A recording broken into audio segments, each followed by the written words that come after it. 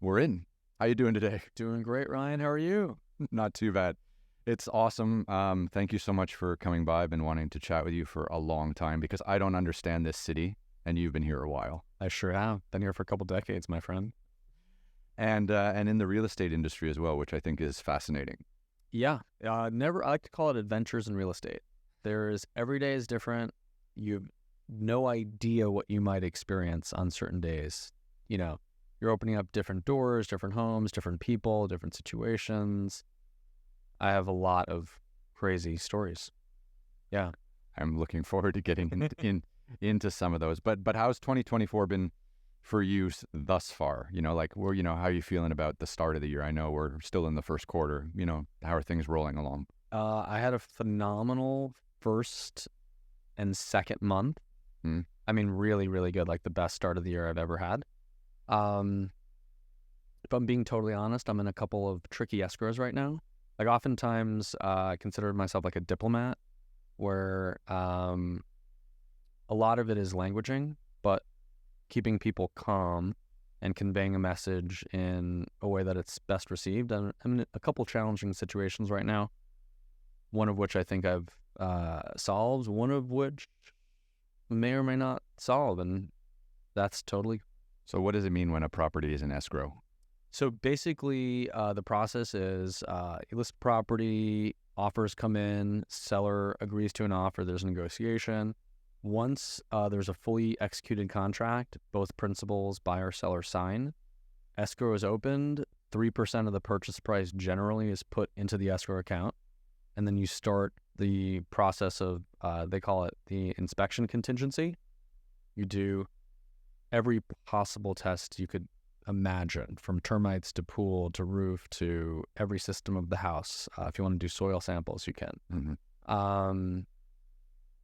If it's cash, that's the only thing you do. If there's a loan, there's an appraisal, there's underwriting. But when a property is in escrow, that means the terms of the sale have been agreed to by all parties, and money has already been wired.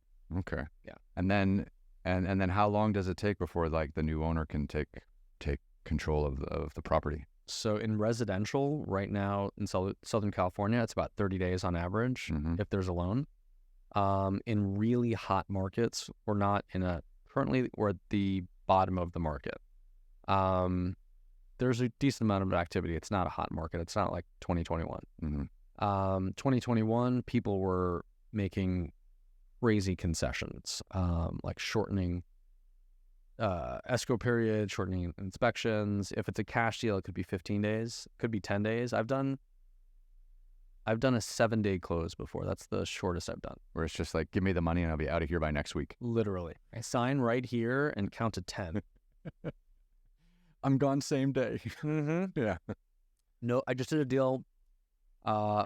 One of the first I've ever done like this where it was such a competitive, and this was this year, it was last month.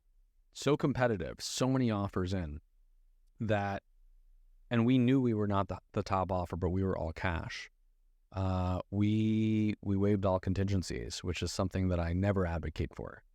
Now that I'm publicly saying it, phenomenal. But it was a situation where essentially if you go into an escrow with no contingencies, the only way the buyer can pull out is if during diligence you find out a material fact, like somebody died in the home in the last 3 years, or there was burglary or something that affects the property, then you can get a refund. Otherwise, you're locked in. Yeah. Well, it is LA, right? Crazy stuff have happened in all these properties at some stage. Yes, and they're often not disclosed. Of course. Yeah. That's what keeps it fun. That's great. So, I mean, it's fair to say that you work in the upper echelon of the real estate market, but how crazy is the real estate industry in this city? Because I feel like I'm a renter, first of all, but I feel like the property in this city, like especially, Beverly Hills, Santa Monica, Malibu, all this stuff, it's all priced for Saudi princes. I mean, Yeah. there's no way someone working 9 to 5 could ever afford to live in some of these properties. I mean, it just doesn't make any sense. Makes no sense. And that's one of the reasons, unfortunately, that we have a big homeless situation. Mm-hmm. People are getting moved farther and farther out. Certain parts of LA that were very undesirable 10, 15 years ago are hot right now. West Adams, one of them, Inglewood, really hot right now with SoFi. But yeah, the inventory is super low. Demand is still really high. Cost of money is high, and it's expensive. But there are a lot of ways, there are a lot of strategies to get the property, keep the cash flow in a manageable space, for a short amount of time. Lock something up, refinance. I can tell you a few different ways to do stuff like that. Interesting. But let's get into you a little. I mean, where are you from originally? So, born and raised in Brooklyn, way before Brooklyn was fashionable. Way before Brooklyn was Brooklyn? Yeah. This was like crack era Brooklyn of the 80s. Crack 80s Brooklyn. All right, nice. Yeah, you don't want to walk around barefoot or alone during the day. Right. Great education. Very thankful. I had so many friends of so many different backgrounds. Born and raised there. Went to Tulane in New Orleans for a year. Then the University of Miami. Studied abroad in London. Back to Miami. And 20 years ago on Mother's Day, I moved to LA. And your mother reminds you every single year. Every year. That's the best. Yeah. So I mean, what was it like growing up in New York City in the 80s? I mean, apart from being, having your life threatened on a daily basis in Brooklyn. You really learn to, defense is the best offense. Yeah. And so 360 awareness, if somebody's scoping you from across the street, where the exits are, you learn to run, you learn to fight. It was challenging at the time. Because New York is such a strange place because it's had such varying degrees of reputation like over the years when it comes to violence and random violence. I mean, even now, I just read like last week that they're putting police back on the subways because there's been so much like violence. Like someone got stabbed, I think a couple days ago on one of the subways, and it's just a random kind of act of insanity.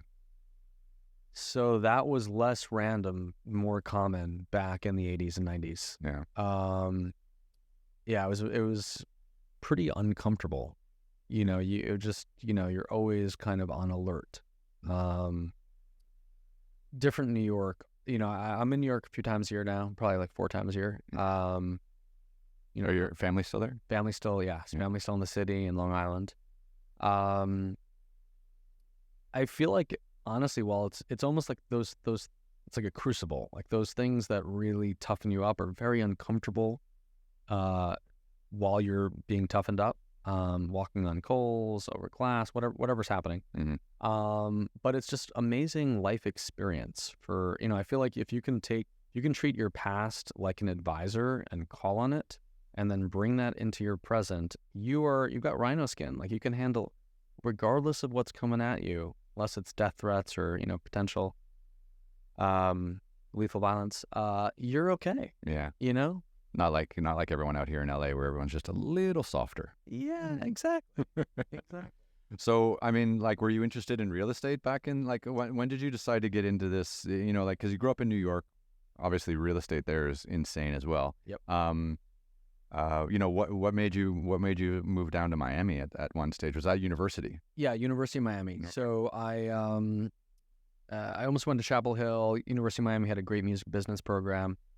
Thought I wanted to be a music agent, and I was in London working for this magazine out of New York called The Fader. Oh, I remember that. Yeah. Great magazine. Yeah. Had such a blast. Started booking some pretty big shows in Europe, and at that I was senior in college, and I was like, oh, cool. I want to be a music agent. Like, flew out there with LL Cool J and De La Soul and Slick Rick, and it was super fun, and it was pretty lucrative, and so got a job at William Morris out here, which is why I moved to LA.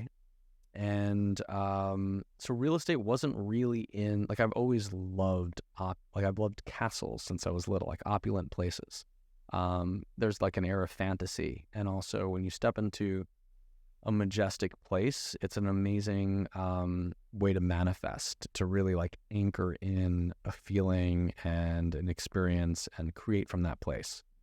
But 20 years ago, it wasn't really at all it just didn't. It wasn't like a career path for me. Okay. But it's interesting, though, that you gravitated towards, representing artists. Yeah, Yeah. totally. And it's something that you want. I mean, what, did you watch Entourage too many times? You're just like, I'm going to be Ari Gold, baby. He seems awesome. This was a little before Entourage. Maybe, yeah. Yeah, I don't know. There's something about like being close to the magic. Like I remember being in music studios and like listening to the song being created or the vocals being laid down. Like there was an energy to it that was like palpable and so exciting. Did you have friends in the industry? Like where did you get that access from? Like, because I mean, like being in a studio with an actual recording artist is amazing, right? Like that's not something that most people get the chance to actually witness. Yeah, super lucky. Growing up, I was playing tennis in Brooklyn at Prospect Park Tennis Center. One friend in particular, a few years older, was an A&R at Def Jam. And this is when Def Jam was like at their height in the 90s. Mm-hmm. And he introduced me to one of Teddy Vandross's songwriters. We called him like Kaiser Sose. This guy, like he walked into his brownstone, which I think was like featured on Sesame Street. Like he had like a basement studio, and it was like a portal. You entered this portal, and he would sit down. He'd ask you to play chess. He would crush you in like 6 moves, and then he would start recording. And yeah, my friend Ricardo got me into some really interesting studio sessions with some phenomenal artists, yeah, like Wyclef and Lauryn Hill, and some really cool people. The 90s were huge. Yeah. Well, for people our age, anyways. Mm-hmm. That would have been so Def Jam. That would have been epic. I mean, they had everyone for a while. They were stealing all the best talent from everywhere else. I mean, did you see the David Geffen documentary they put out? Yeah, loved it, and his book's incredible as well. Yeah, because I mean, wasn't it? It was just around here because he was at the Troubadour all the time, putting all his acts through the Troubadour. And I remember he had a back office like right behind the Troubadour. Yep, like somewhere in this neighborhood, I think. No, literally like right on Santa Monica and Doheny, just east. Yeah. I started to recognize some of the places that they were talking about. And it's great because obviously this is like almost 30 years ago now. Yeah. Gevin's story is like one of the greatest, right? Place at the right time, great mind, incredible talker. Yeah. So what does it mean to be an A&R person at a recording company? So A&R stands for Artists and Repertoire, and they're in charge of helping the artist like craft their sound and make their album. So essentially the A&R is fully involved in creating the direction of the record. So you're like a producer. Yeah, very similar. Yeah. Like the A&R is usually not physically producing the music, but like bringing all the, bringing the people together and just so hands-on with the artist. That's great. And I mean, you kind of gravitated towards that, like you wanted to work with musical people? Yeah, I wanted to work with artists. I wanted to like travel, and I just kind of wanted to be in that world. It was really fun. It was really exciting. Yeah. And I was like, this is a job. This is great. It's definitely seductive. That's for sure. Yeah, it's interesting. But I guess if you were an A&R person, that would be totally different than like repping the artists. Yeah. And doing their their financial partnerships and things like that. So those would be like 2 totally different jobs in many ways. Totally. Yeah. The A&R works for the label. Mm-hmm. And if you're representing the artist, you're usually at like a major talent agency or management company. And it's it's almost like, so they say like agenting is like checkers and management is like chess. So in management, you're thinking many steps ahead. Generally in agenting, you're like, closing deals. Yeah. Next deal, revenue, contracts, that kind of thing. Exactly. Yeah. So, I mean, were you musical? Like, did you play music? Do you have a band? Like, did you grow up in this kind of musical space? Because New York is obviously a melting pot of, music and, weekend bands and there's so many venues in New York. It's quite an inspiring place if you're a young musician. It's one of the best live music capitals of the world. Like it has to be like top 3. Yeah. I used to play the alto sax. My grandmother was a piano teacher. My mother was a pianist. I stopped in high school. I played little bit of jazz, but I was more into athletics, and I just running from people in Manhattan. Exactly. It's caps on my track team. Oh, so it was track and field? It was. Yeah. That's cool. Did you play any other sports? Tennis. Okay. Yeah, I played tennis. I did juniors, so it was tennis and track. Okay. Yeah. What do you think of the Netflix series? Breaking Point. Yeah. Unbelievable. Yeah. I mean, unbelievable. I really like it. I like that they've focused on the young crop of like new players, and I love how they really go in and just find out like how mentally fragile these people are, like and the stress that they're under. It's unbelievable. It's so immense. There's a great book if you're looking for a book in that world. It's the autobiography of Andre Agassi. It's called Open. Oh. The first line, I hate tennis. No, really, I hate tennis. Yeah. Highly recommend it. I have a claim to fame. I ball boyed for Andre Agassi. Did you really? Yeah. Wow. Yeah. My mom worked the Canadian Open in Toronto.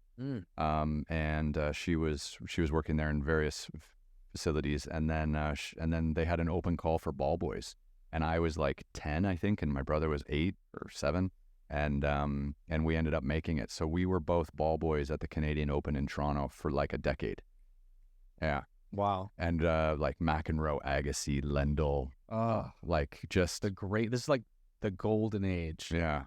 It really was. It was quite spectacular. Like Andy Roddick was there all the time. Like it was a really it was a changing of the guard from like the Agassi McEnroe era, Sampras as well, to like to then to Federer and Nadal.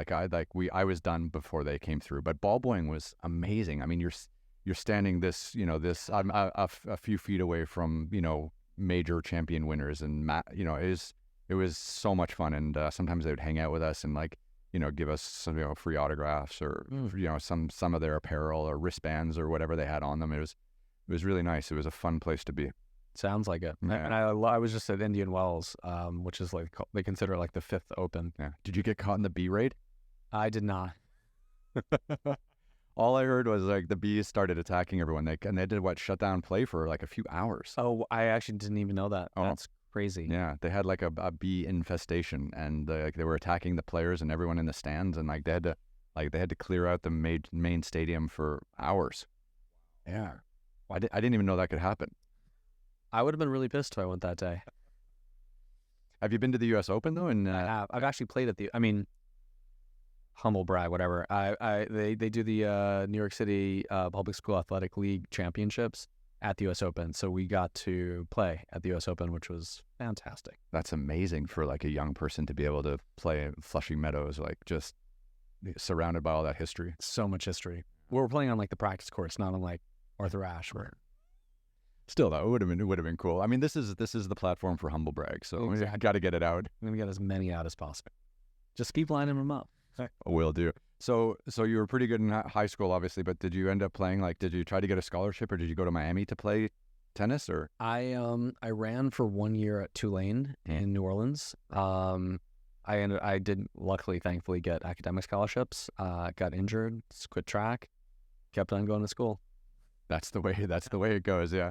I remember, so I was playing basketball in Canada. I played like Division I basketball in Canada, which is not the same as Division I basketball in the U.S., but we're probably like as good as a Division II team here. Basketball back then in Canada was quite a bit behind where the U.S. was, but now it's at a much higher level, and a lot of players are actually coming out of Canada and playing in the NBA. Yeah. Wow. But that was why I moved to China. Actually, is you got hurt and focused on academics. I wasn't good enough to play pro, and I moved to China when I was 22. No, just to hang out in China.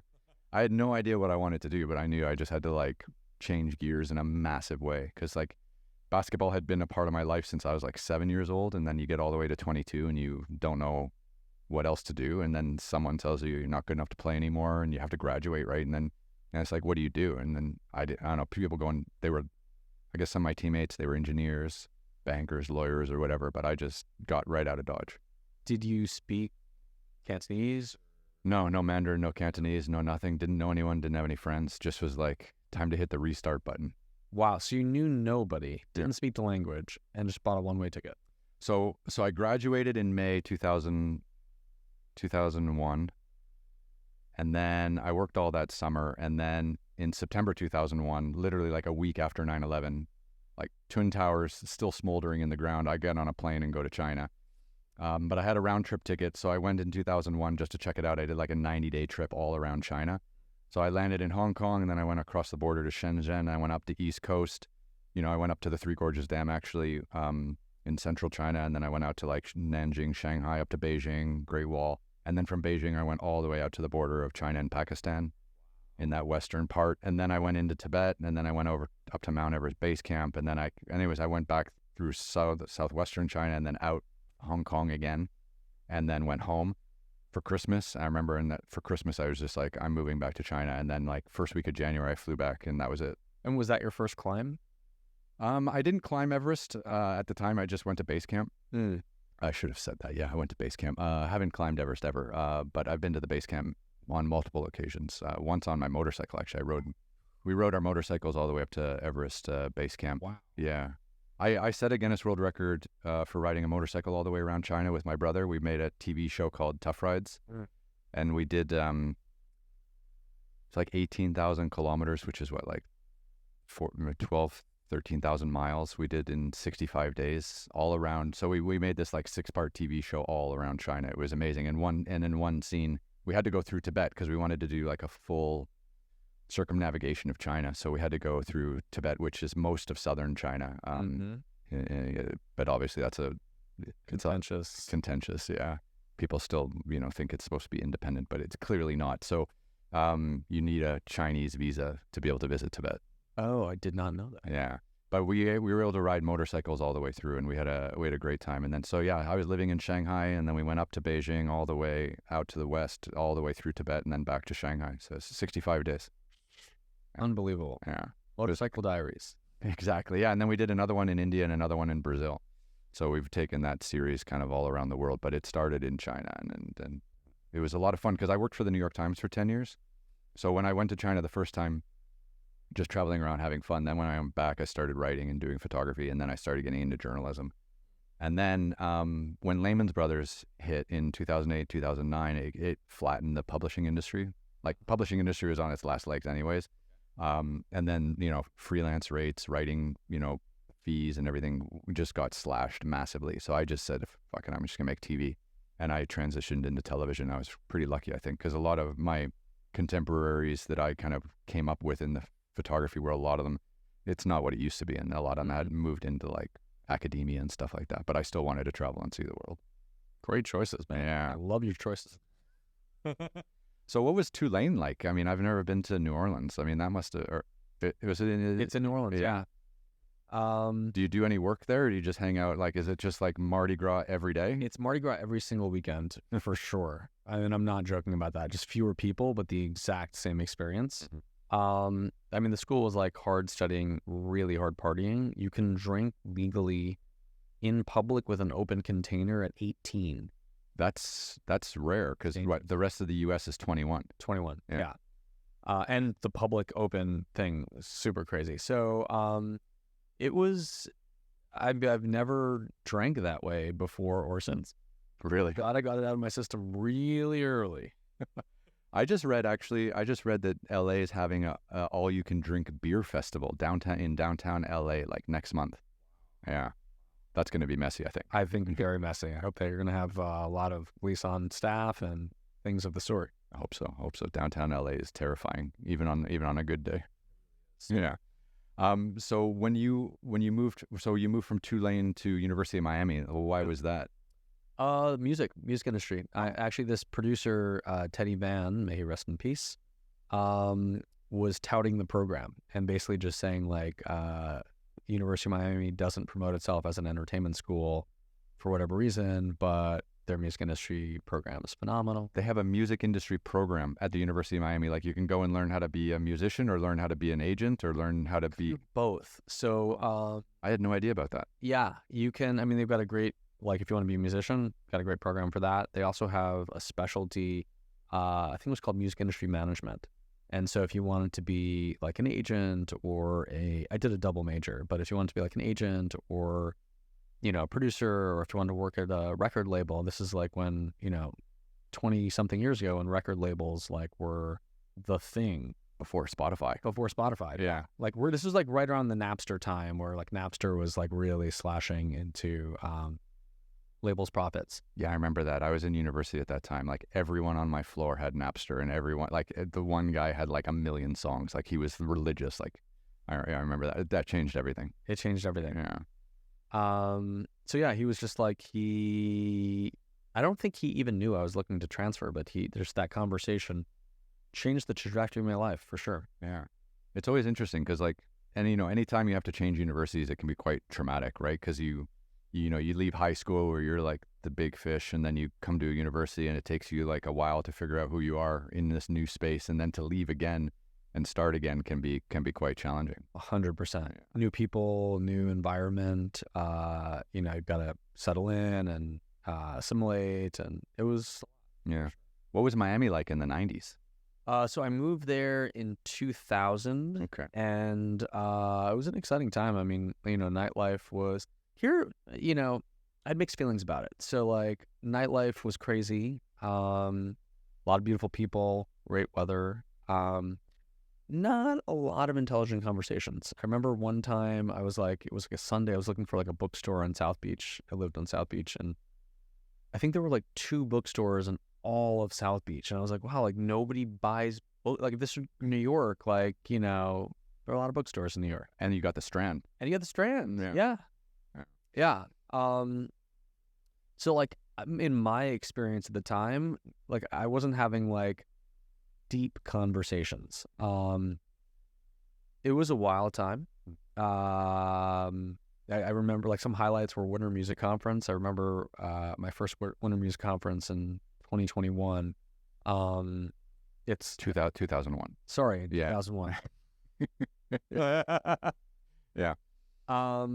It was like my first like festival basically, and it was like a, you know, week-long conference. Like there's like the conference, and then there are the parties, and like the Fader magazine was doing a party. Like everybody does a party, and you've got DJs from all over the world and people from all over the world, and the music's incredible. And you know, you're at like rooftop parties with breakdancers and like open bar everywhere you go. And I was like, this is insane. And I can't believe this is like, you can make a career out of this. This is nuts, but I'm fascinated. Was it Miami like a nice place to live back then? Or was it just like a great place to party all the time? Because it almost feels like, because I mean, Miami's totally different now. Like, I feel like Miami right now is at a really hot point because way less tax in Florida than in California. And then, of course, you got Miami FC, you know, you got Messi and Beckham and all this investment in sports. And then because it's less tax, all these athletes now live, you know, part-time or full-time in Florida. And they're, of course, they're all in Miami. And it's become such a hub for sports, I think. And pretty much, and I don't know. And crypto.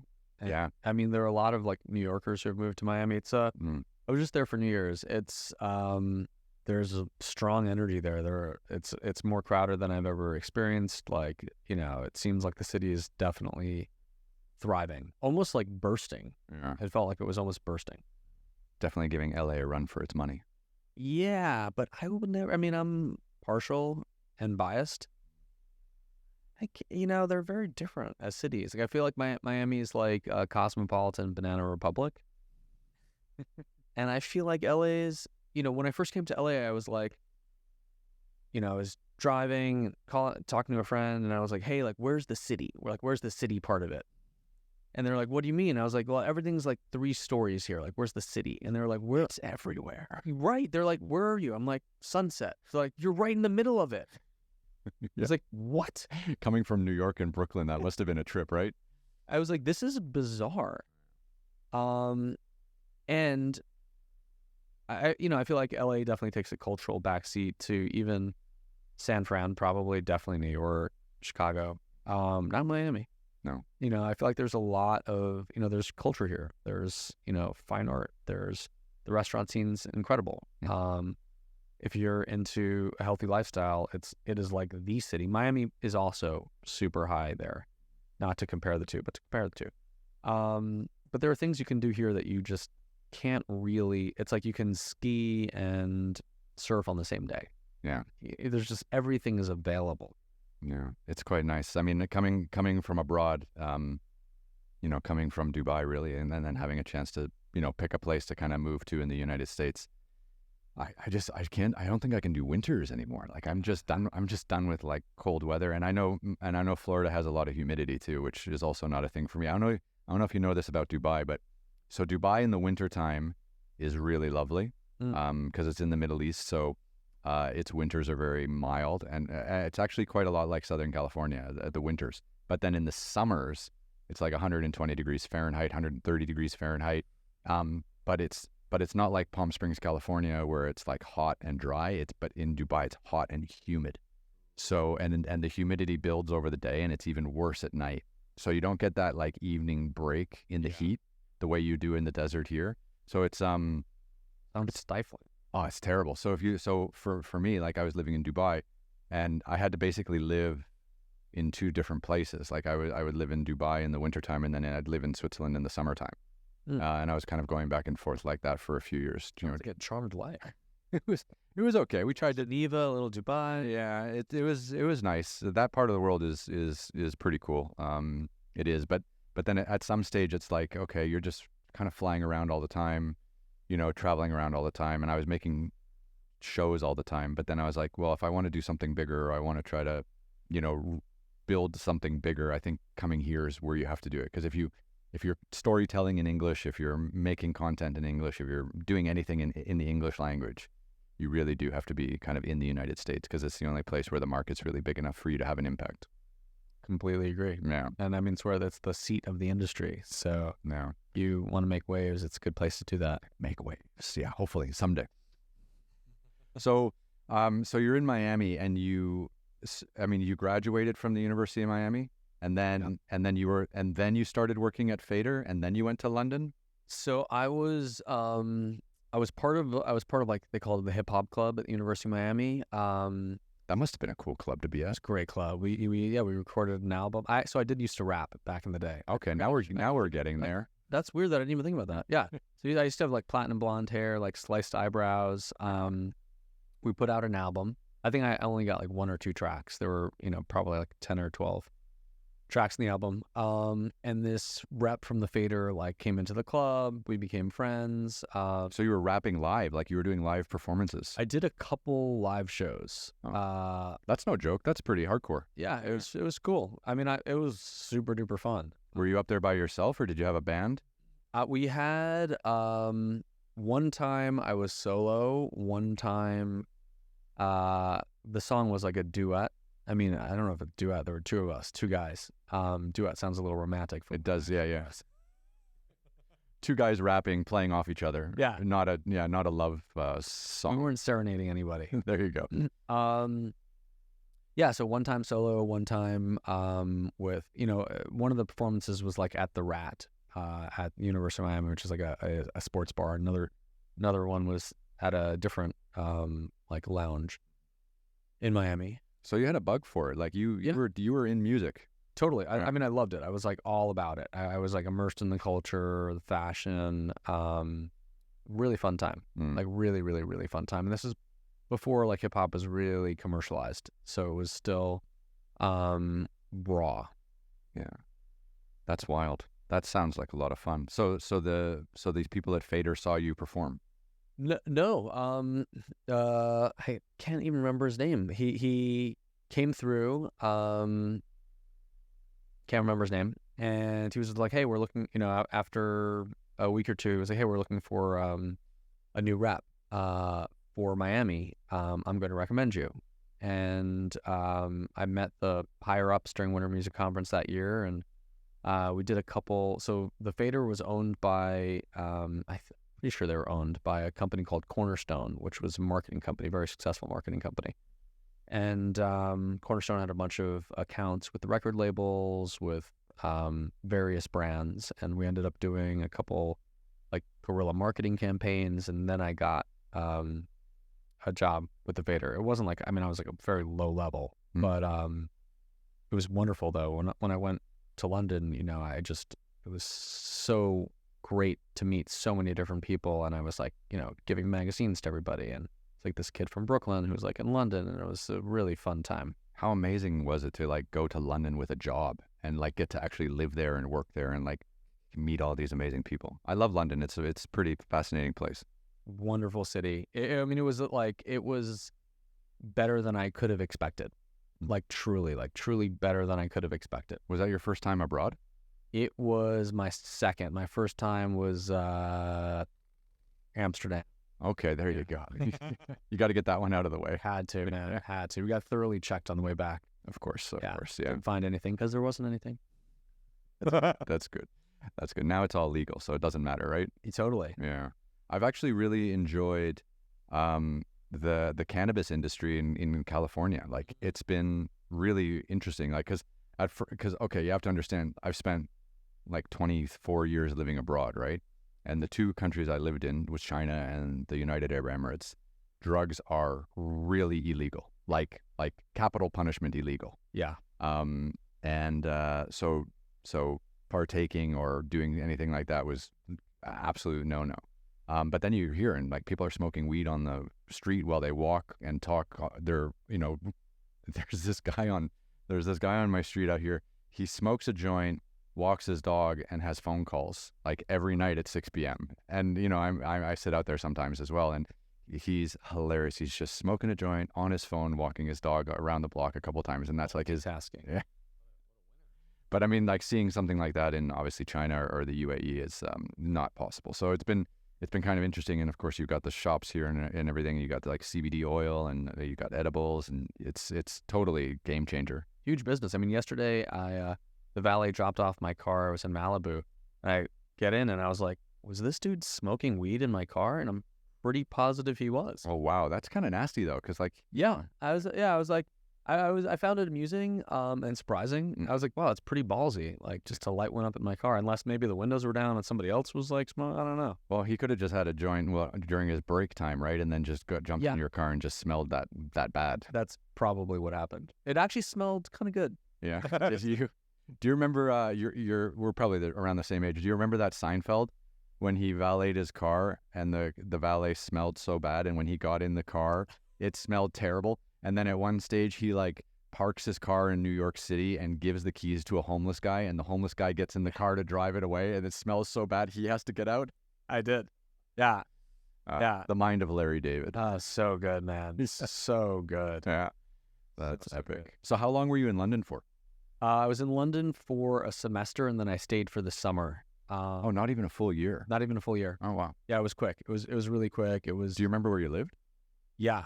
So I lived 40 minutes north of Marylebone Station in London, in like a suburb called High Wycombe. Very specific. It's the wettest county in the UK. So 6 days a week it was gray. That's a tough. Coming from Miami, that must have been rough. Oof. It was the opposite of Miami. Absolutely opposite. No scantily clad women walking through the streets in the rain. Nope. No.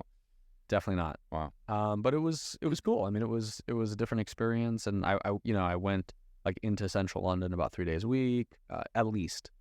So it was a nice mix of like kind of market town vibes and the city. And then when you left London, was it still with the same company to come back to Miami, or did you quit? So I was still. Here's what happened. So like I actually. There was an ad agency in London. Can't remember their name either. It's been a long time. They had like the Fader account, and they actually applied. I was like, hey, I think I might want to like live here. I was dating a Dutch girl, and I was like, I think I want to stay in Europe for a little bit. Mm-hmm. And they applied for like a business visa for me, and I was there on a student visa. And it took months. I don't know how many months, but it took months for them to like finally review my application. They reviewed it on the day my student application expired, and then sent me like a deportation letter. Oh, that's nice of them. It was wonderful. Wonderful. And then I was like, I was talking to my dad, and I was like, oh my God, like I got to get out of the country immediately. And he was like, yeah, you should leave the country, but like, they're having a hard time like finding terrorists. I think they're gonna have a hard. You're not really high priority, right? You're gonna be okay. Yeah. Yeah. Oh man. So you kind of you didn't well you got a deportation notice. Yeah, I got a deportation notice. Very shortly thereafter, fled. I guess. Came back. Spent like the rest of the summer in New York.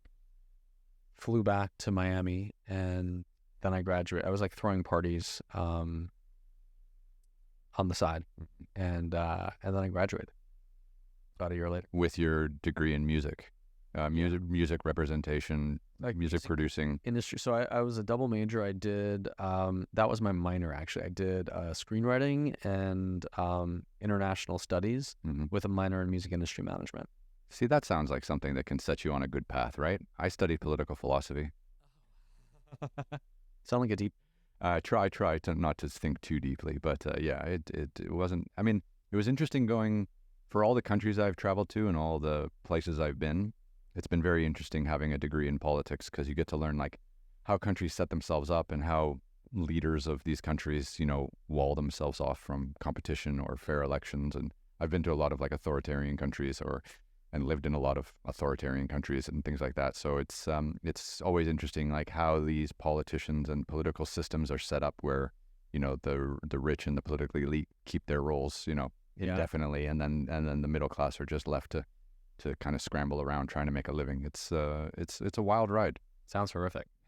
It's interesting. I mean, like, so take China for an example, right? Like I was there for 18 years, but watching the growth, during that time was incredible. And maybe it could have only happened if the economy was centralized and government controlled, right? Because if it was more of a free-for-all like the United States, maybe it wouldn't have been so focused on growth. Maybe the growth in the United States tends to be maybe more organic. But in China, they were just like, we are going to grow. So here we go. And they just dragged everyone along for the ride. Yeah. I've got a close, not a close friend anymore, but someone I used to be really close with who was pretty high up at TikTok. And he said that I think it's 6 days a week from like 9 a.m. to 9 p.m. Like that's the work schedule. Oh, yeah. People work there for sure. Yeah. Yeah. I don't know if this is true. He said like if you're caught between like those hours not working, you might get arrested. Oh, really? Yeah. That seems a little extreme. It seems insane to me. I mean, the people there, people in China definitely work harder than people in Southern California. I believe it. But yeah, no, like these, especially these like tech companies like Alibaba, which is the big one. Tencent was a big game developer, but then they created the everything app, the WeChat, which you can do banking, buy airplane tickets, book hotels, all on one app, which was incredible. Actually, being in China at that time was pretty amazing because the technology that we had in China at that time was way ahead of anything in the United States. Like even if you think about having an iPhone, right, and you think about using Apple Pay and not having to take your card out, like we were doing that in China like at least 10 years before you guys were doing it here. And and in China, it's amazing. So WeChat has like banking and a payment app where it takes money like right off your card. Yep. And you could like there's this one street in Shanghai where I would go sometimes, and they had like they would make these like little, it's like a crepe, like a really thin kind of dough. They would cook it and then roll it up and maybe put some spices or something in it, and you kind of eat it like a crepe with your hand. And the lady who would make these, instead of handling cash, she had a QR code on the wall behind her. Excuse me. No worries. And then when you pay for your crepe or whatever, you just scan her QR code, and it already comes up with the right amount, and then you just hit go. Wow. And then her phone rings, so she knows she got it, and then you leave the shop. So there's no cash, there's no fiddling with this, there's no receipts. Amazing. Yeah, it was very convenient. Yeah, forward thinking. Yeah, but that was way before anything interesting was happening on this side. And how do you feel about readjusting to life in the States? Yeah, I mean, it's been a little strange, but I don't really follow like the U.S. news too much, and I feel like if I do that, it's a little bit helpful. Like I still kind of consume international news on a daily basis without avoiding all the kind of domestic noise. And I think that helps me quite a bit, because I think if I was kind of going to get really into everything that was going on in the United States, I'd probably kind of lose my mind. Yeah, it's easy to do that. And especially, I mean, we're running up to an election in November. And as a Canadian, I obviously can't vote. But, you still have to hear everyone talking about it all the time, which is pretty painful. I can only imagine. I mean, I experience it as well. But you have to think about it, though. Like, I've lived in countries for like the last 25 years or so where I wasn't allowed to vote or have any say in how things were going, right? You're just kind of there. You're like a leaf in the wind where you go. Yeah. Which is nice, because then it's, but it also too, you don't feel as connected to the place. You don't feel like you have any say or any real control. I mean, here you think you have control, but probably you don't have any. So yeah. It's a toss-up. I'd say that's accurate. But I'd say the perceived sovereignty is comforting. Yeah, I think it is. I think they've designed it to be like that so that they can keep control and let everyone think they have a say. Yeah. Yeah. Well, that's the electoral college system, right? Yes. It's like no one cares what happens in the general election. No. It's about the electoral college votes, and it's the small group of people still choosing the leaders. At least in Canada, it's a little bit better, because in Canada, what they do is they call an election. The government in power in that time calls the actual election. So they usually wait. They have to call an election every 5 years. So they'll wait until like the most advantageous moment for them to win an election, and then they'll call it. But then, so it could be like a sneak attack kind of. They're like, it's going to be an election on Friday. No, you have to give like 60 days. Okay. Yeah, but it's great, because then notice to a tenant, you'd vacate. Yeah, but then it's great because they only can campaign for like 2 months. I like that. Yeah. I mean, that's preferable. Yeah, because in the U.S., like, people are just campaigning all the time. 18 months is like half the term they're campaigning. Yeah. It's like, no one actually governs in the U.S. Everyone's just campaigning for their next election so that they can stay in power and inside trade with Nancy Pelosi. 100%. 100%. And then not get prosecuted. Okay, back to you. So you come back to the U.S., you've got your degree, you're in Miami. And did you want to make a go of it in Miami, or did you want to go back to New York? That's exactly what I wanted to do. Yeah. So I interviewed in New York. I was like, I want to be a music agent. So I kind of dressed like what I thought a music agent would dress. And at the agency, they do like a grammar test, a typing test, a bunch of tests, like an interview. I got called back for the second time. I'm meeting with the head of HR, and she looks at me and she's like, I don't think you'd fit in here. You're not wearing a suit. Maybe as a music agent. And I was like, well, that's what I want to be, a music agent. She was like, okay. She's looking through my resume. She's like, oh, you went to Tulane. Hold on one second. That's the only time I think my degree like helped.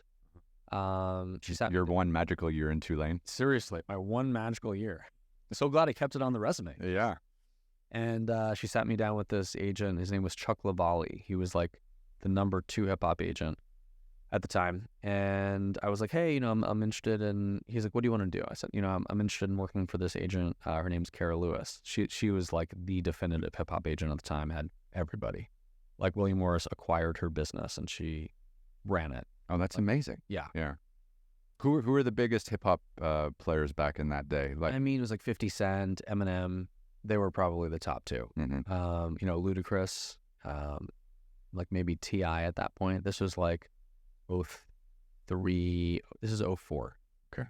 And he's like, no, you don't want to work for her. Just flat out? Yeah. And I was like, really? And he's like, listen, she's next door, and we could like listen to some screaming going on. Really? And so at the end, and oh, by the way, he dressed like, not only did he dress exactly the way I did, we had like the same haircut. It was like perfect. So he was like, hey man, I like you. I think I'm going to tell him to hire you, but like it has to come from them and blah, blah, blah. The next day I got a call from this name is Benjamin Scales. He's the music manager. And he's like, hey, can you come back in? I was like, oh, I just flew back to Miami. He was like, okay. He's like, well, are you interested in a job in Miami? I said, no, I'm not. But I really appreciate that. But I'm looking to leave Miami. He said, nothing available in New York, but we've got something in LA if you want to come back out and go through the round of,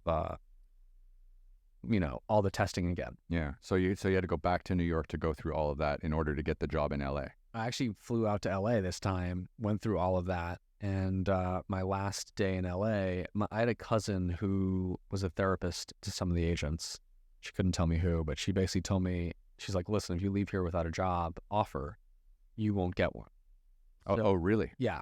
So I was, it was the last day. I got a call from a friend of mine in New York. We had just done, we booked this, it was a 2-day event at Wembley Arena called the World B-Boy Championships. And he's like, have you read Double XL? It's this hip hop magazine. And I said, no. He said, pick it up. I picked it up. They did a piece on the World B-Boy Championships, and they quoted me in it. And I was like, oh my goodness, this is great. So I went back into the agency, dropped off the magazine, highlighted the quotes, ended up getting a job. And that's why I moved to LA. Oh, wow. What a story. Yeah. That's not bad. Thanks. That's a bit of serendipity, bit of luck, bit of grit, like just right place at the right time. Right place at the right time. Yeah. Right haircut at the right time. Haircut, dude. It was all the cut. And the two-lane connection. That's the best. It's like I was only there for a year. I had to leave. 6 months. Yeah. Yeah, totally. That's amazing. It's funny how so obviously, I get to chat with a lot of amazing people, yourself included, but quite a few people in the entertainment industry and people who are creating content and writing and directing and stuff like that. And the stories that people have from like that first chance to get their foot in the door are hilarious. Like one guy was here, like he just made coffee for like a whole year before anyone let him even like edit anything. Cause he was an editor. He went to like NYU, but he wasn't allowed to touch anything until he did like a year of just coffee runs. Yeah. I mean, it's demoralizing. I think it, but on purpose. Like it's 100%. Yeah. It's part of the hazing process. Yeah. It's a hazing process. It's miserable. It's miserable. I wasn't really a huge fan of it, but it is what it is. There's a movie called Swimming with Sharks. Mm-hmm. Benicio del Toro, Kevin Spacey, highly recommend you check it out if that's that world. Yeah. I heard your Kaiser Sose reference earlier. I love Kevin Spacey. I don't know if you're allowed to say that anymore. Can you say you still love Kevin Spacey? I mean, I would say I used to really enjoy Kevin Spacey, and I've heard a lot of stories, and I'm never met the guy, so yeah. It's hard to see when people get kind of canceled like that. What's really going on? Yeah, I think something real must have gone on. Yeah, but we lost a great acting talent. Amazingly talented. Actor, amazingly talented. I think the Kaiser Sose role was probably one of the greatest movies I've ever seen. Like that was groundbreaking. I mean, he won an Oscar for it too, but that was still pretty impressive. Totally. I feel that's like one of the greatest reveals, I think, in cinema of like the last 20, 30. And I also think too, like Netflix was built on the back of House of Cards. Yeah. Like as good, because do you remember like when Netflix had a reputation of making better quality television than movies you could see in the movie theater? Mm-hmm. Like they were just spending so much money on the best, and now it just looks like they're just throwing money off the wall, and the stuff on there is just ridiculous. Yeah. I mean, I feel like it's such a brand now, and they have such a captive audience because it's subscription based that the quality is not there. Yeah. Always. It was banned in China. They weren't allowed to run it in China, but in China, like you have a VPN on your computer, so you can set it to the United States so that you can watch Netflix. So that is how we had to do everything. Because in China, like Facebook, YouTube, Instagram, Google, all blocked, and because Google was blocked, Gmail was blocked.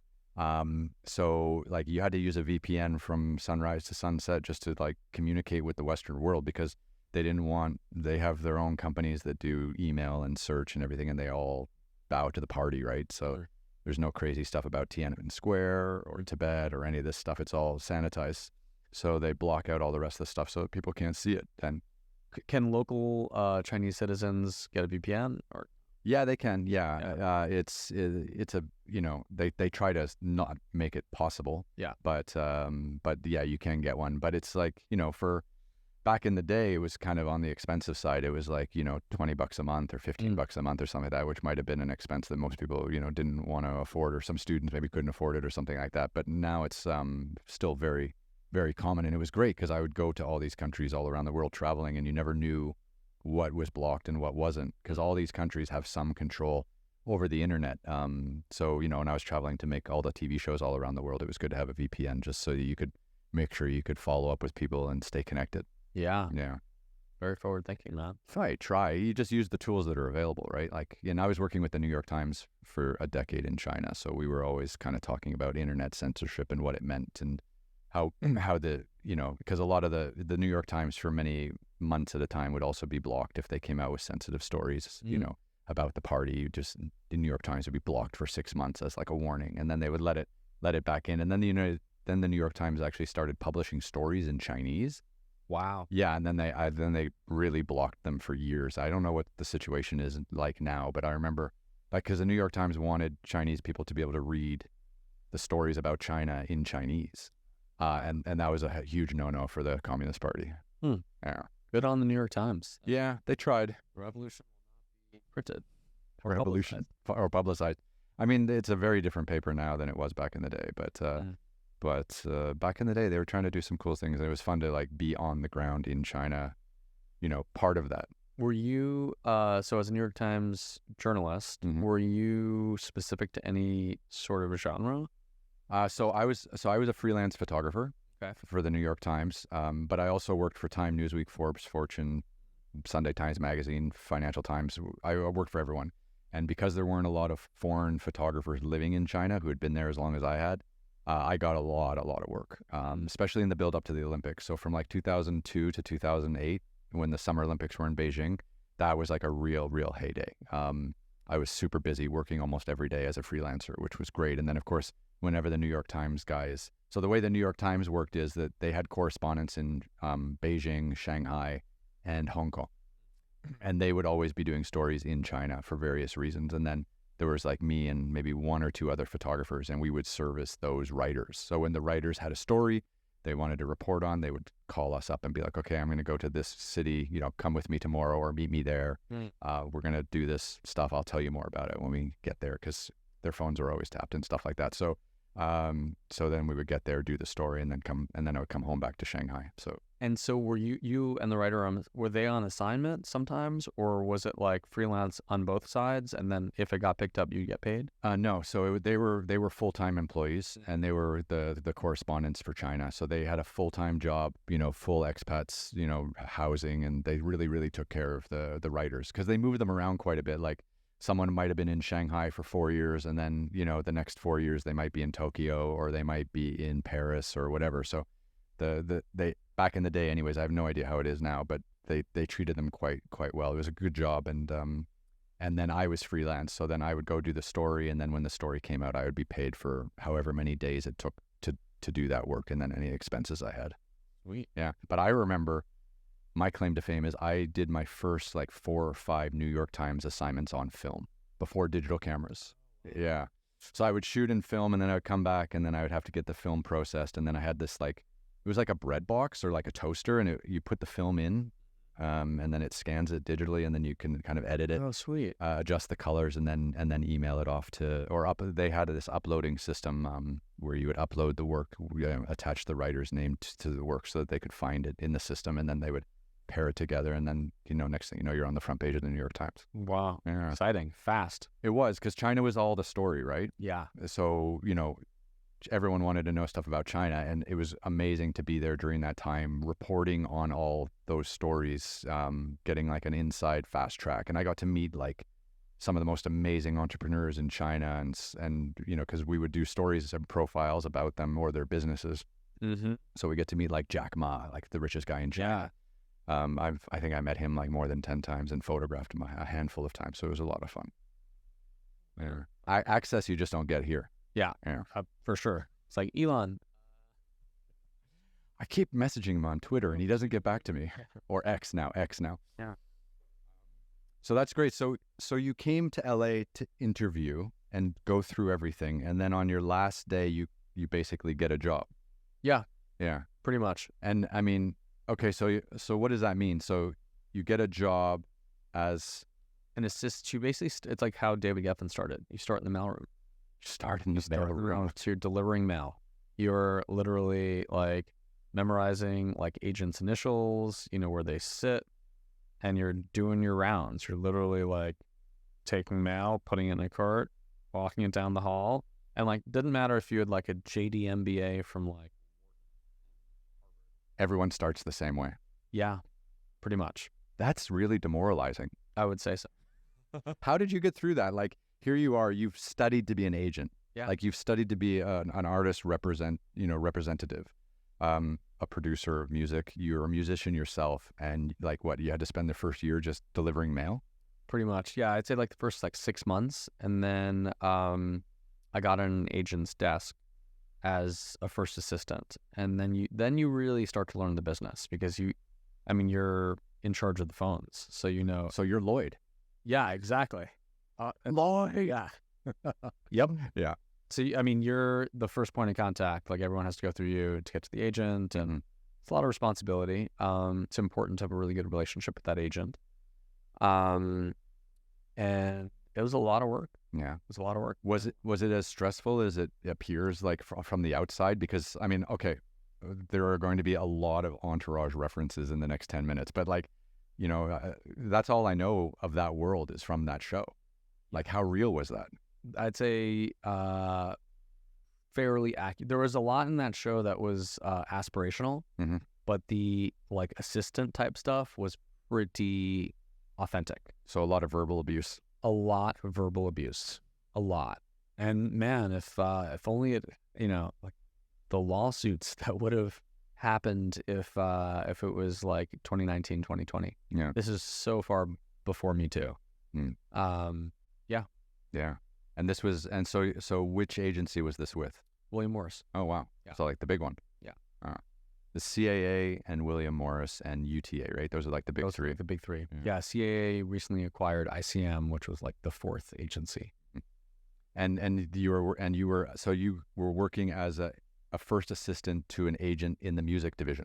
I moved from music into TV, so I was working for an unscripted TV agent, reality TV. Okay. Well, that was just growing at that stage, right? Exploding. We were putting together, we were packaging Dancing with the Stars, which at the time was like a British show called Strictly Come Dancing, and every talent who we had passed on it. Everyone was like, "This is a ballroom dancing show. This will never America." Yeah. Now it's like the biggest show here. Yeah. Everyone wants to see like celebrities dance with professional athletes. I don't know what it is about this country. It's really strange. Totally. Yeah.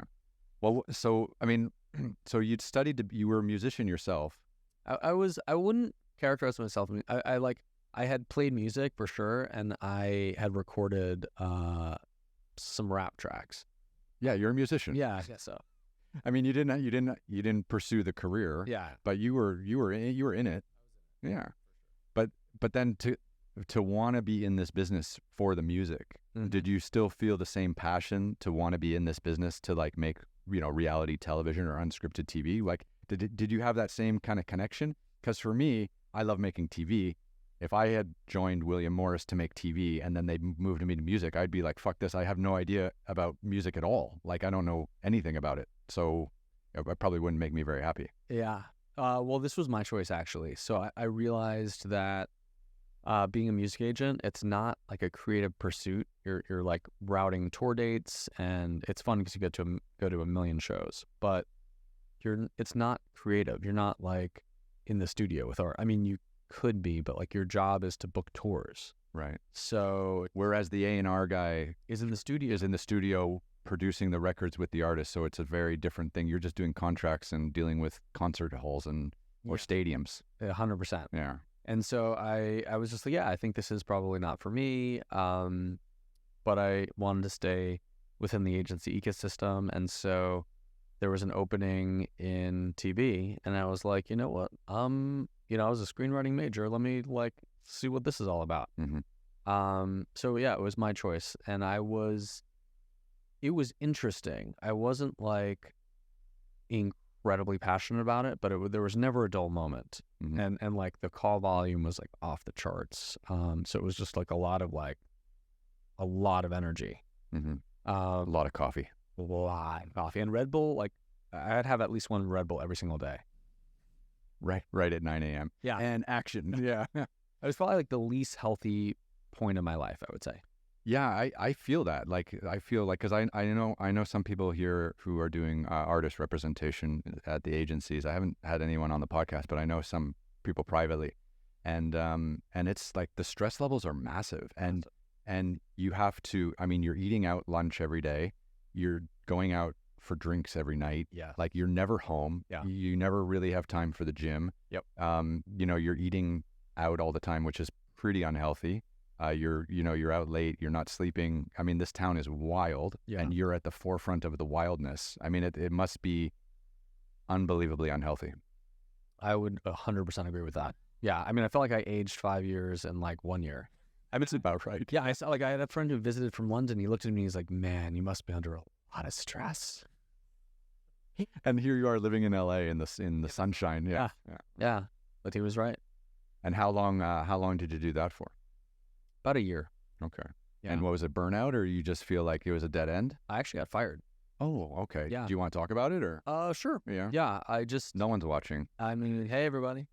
This won't be online for the next 50 years or anything like that. Yeah. Yeah, my boss and I just didn't get along super duper well. Like, I got along really well with the clients. But he and I just didn't get along very well.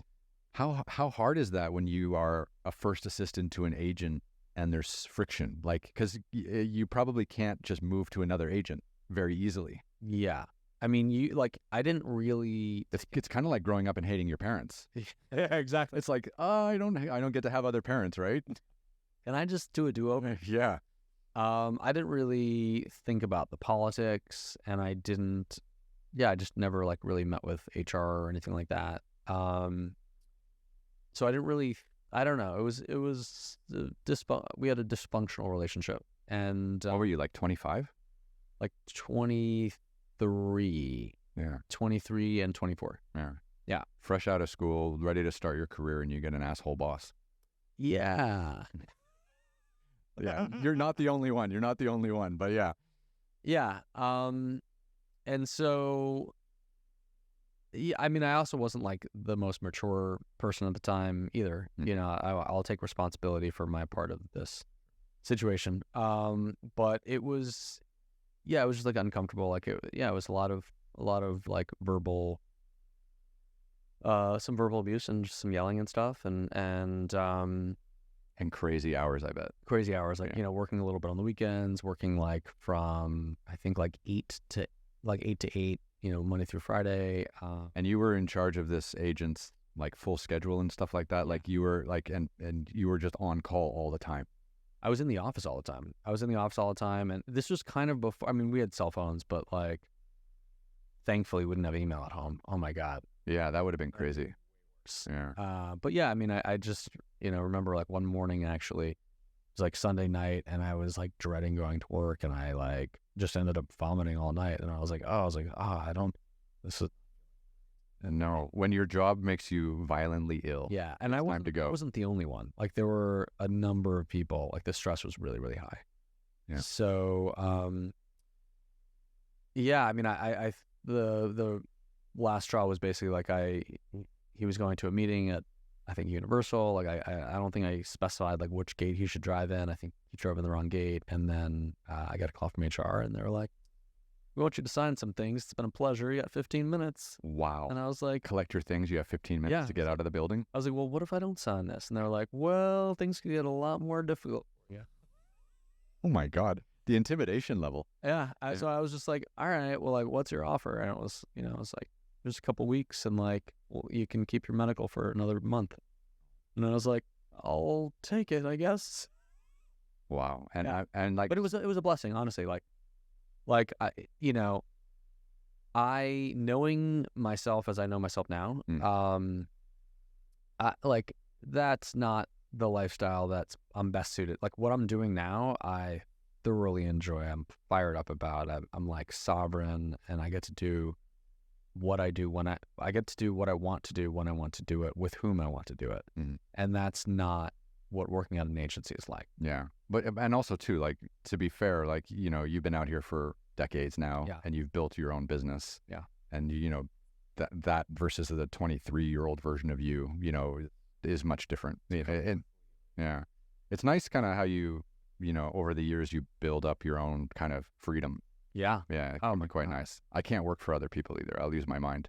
Same. Yeah. Same. I feel like it's the only way for people like us to operate in the world. And I mean, it's that entrepreneurial spirit and it's the freedom.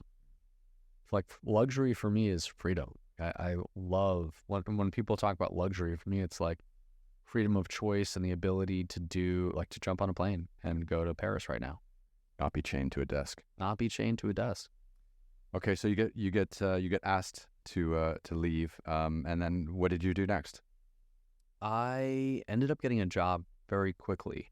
One of the clients, so when I was there, I brought in 50 cents DJ, G Units DJ, and we put together a pitch. We almost sold it. My boss, actually, this is like right after I got fired, but I brought it in just before, and my boss ended up becoming the agent for the package. We ultimately didn't sell it, but the producer, who was a client who I brought in, gave me a job on this show called NBC's Most Outrageous Moments.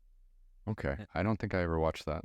It was in 05, 06. It was 06. It was 06. It was a pretty big game show for NBC. And yeah, that was like my first producing credit. A great guy. His name is James DeBose. He's, I think he's running a channel, a network now for BET. Oh. Yeah, not I think. I know he is. Yeah, great mentor, great guy. So did that. So you went from the agency side to actually working for the studio and making actual television. Yeah. Yeah. Yeah, I was a story producer. Started out as a researcher, then a story producer. Did that. Then I did a series called Solitary, and it was another game show. We had 9 people essentially in solitary confinement. And for 24 hours a day, we monitored what they ate, when they went to sleep, when they went to the... I think I watched something on that at some stage. Probably did. It Yeah. was pretty popular. It was like it was a Fox series, but it was so risque. There was a network called Fox Reality. It ended up airing on Fox Reality. Was that more fulfilling, like being on the creative side and actually getting to see your work on television? Like, was that like a much more fulfilling kind of work environment for you? It was. Yeah. Yeah. The hours were nuts, but if you're in production, as you know, they're nuts. But it was way more interesting and like real time. And I enjoyed it. I enjoyed it quite a lot. Yeah, that would have been fun. Yeah, I can't imagine like working in TV and living in LA because everything happens here. Like it just, to be able to like wake up every morning and go to one of the studios and actually like create stuff that people watch would be pretty satisfying, I think. Definitely a privilege. Yeah, I used to. This was at the studio was Sunset Gower, where the production was based. So it's like very close to where Netflix is right now. Yeah, and I remember like parking in the lot and like getting my briefcase and going to the office, and I was like, I made it. I was like 25 and crushing it. If we could just have that confidence today, that would be amazing, wouldn't it? I feel like I'm honestly a lot more confident today, but like not delusionally. Yeah, that's what I meant. Sorry, yeah, that delusional level of confidence would be epic. Yes. But sadly, we know how the world loves to crush people, so we have to pull that back a little bit. Yeah, totally. Yeah, they're doing it to Diddy right now. Do you see this? I've heard a lot about his settlement and yeah. I haven't done a super deep dive on it. I was on Santa Monica. There's a little pizza place like right around the corner where I just have lunch sometimes, and the old lady there's super sweet. She's got the news on like all the time, and she's like, "Did you hear what happened to Diddy? They raided his homes and all this shit and blah blah blah." And she's asking like, "Do you think he's really up to something?" And I'm like, "Oh my god!" Like the whole city's talking about this. Yeah, wow. From the people I know who are like kind of in that world, a lot of people say, yeah, he was definitely up. Yeah. Anyways, so how long were you in television for?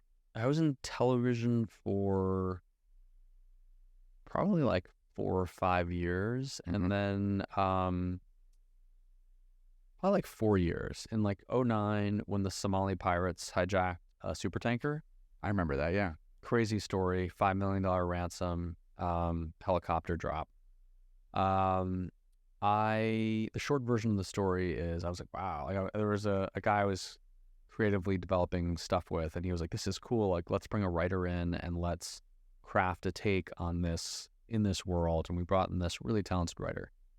And we basically created a sort of Die Hard on a supertanker pitch. Oh, nice. Yeah. We ultimately sold it to Jason Blum 2 weeks before his film Paranormal Activity came out, and like a week after we did that, the writer basically said, "Hey, do you think the writer of Die Hard wrote it without stepping foot inside a high-rise office building?" And so I was like, what's your real question? He's like, "You need to get me on a supertanker, otherwise I can't write this movie." Oh, wow. That's interesting. Yeah. Yeah. And I was like, well, I wish, before we paid you, you had made this request, because that's kind of an impossible request. That's a tough one. Yeah. Made a lot of calls, ended up talking to this guy who worked at a ship management company in Monaco. And after a series of conversations and some gifts, we got access to a supertanker in Long Beach. And the movie, here's a funny story. So the movie we never fully, like, the script came in, we did a few drafts, it never fully got there, never made the film. And you were doing this as a freelance, like you were doing this kind of on your own. What I did actually is I started a production company, like more like a film development company, specific for this project. That is what became my next business.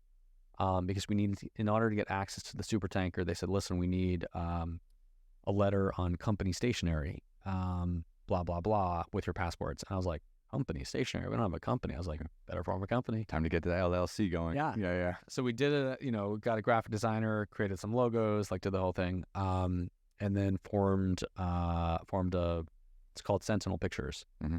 And the irony is, last year, Sony acquired the rights, and we finally got paid on that movie. Oh my God, like 20 years later? 15 years later or something, 14 years later. It's crazy how this world, this like IP world works, where stuff gets written or, taken up to a certain level, and then it just gets put on ice for a decade, and then it just gets rejuvenated, and then all of a sudden, money. Yeah. It's like, wow, this is totally unexpected and fabulous. Yeah.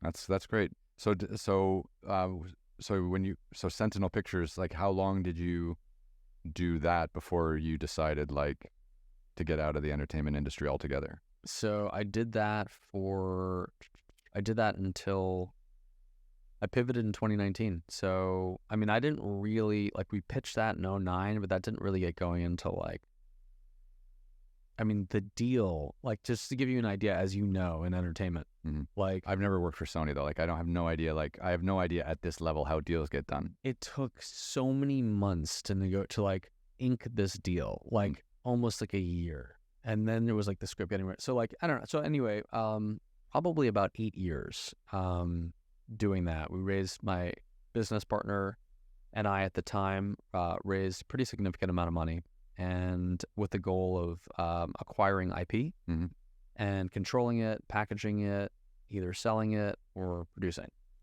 And now agencies have branches of their agencies that actually do this in-house. 100%. Yeah. And they do it much better than we did it. Oh, it's fair. Yeah. Okay. Yeah. Yeah. So for about 8 years, the last draw for me, I had Amber Heard's next movie after Aquaman. That was a thriller set in Paris about this woman who is discovered as a model, doesn't quite make it, and gets forced into the life of a high-end escort against her will. Yeah. And totally fictional. Totally fictional.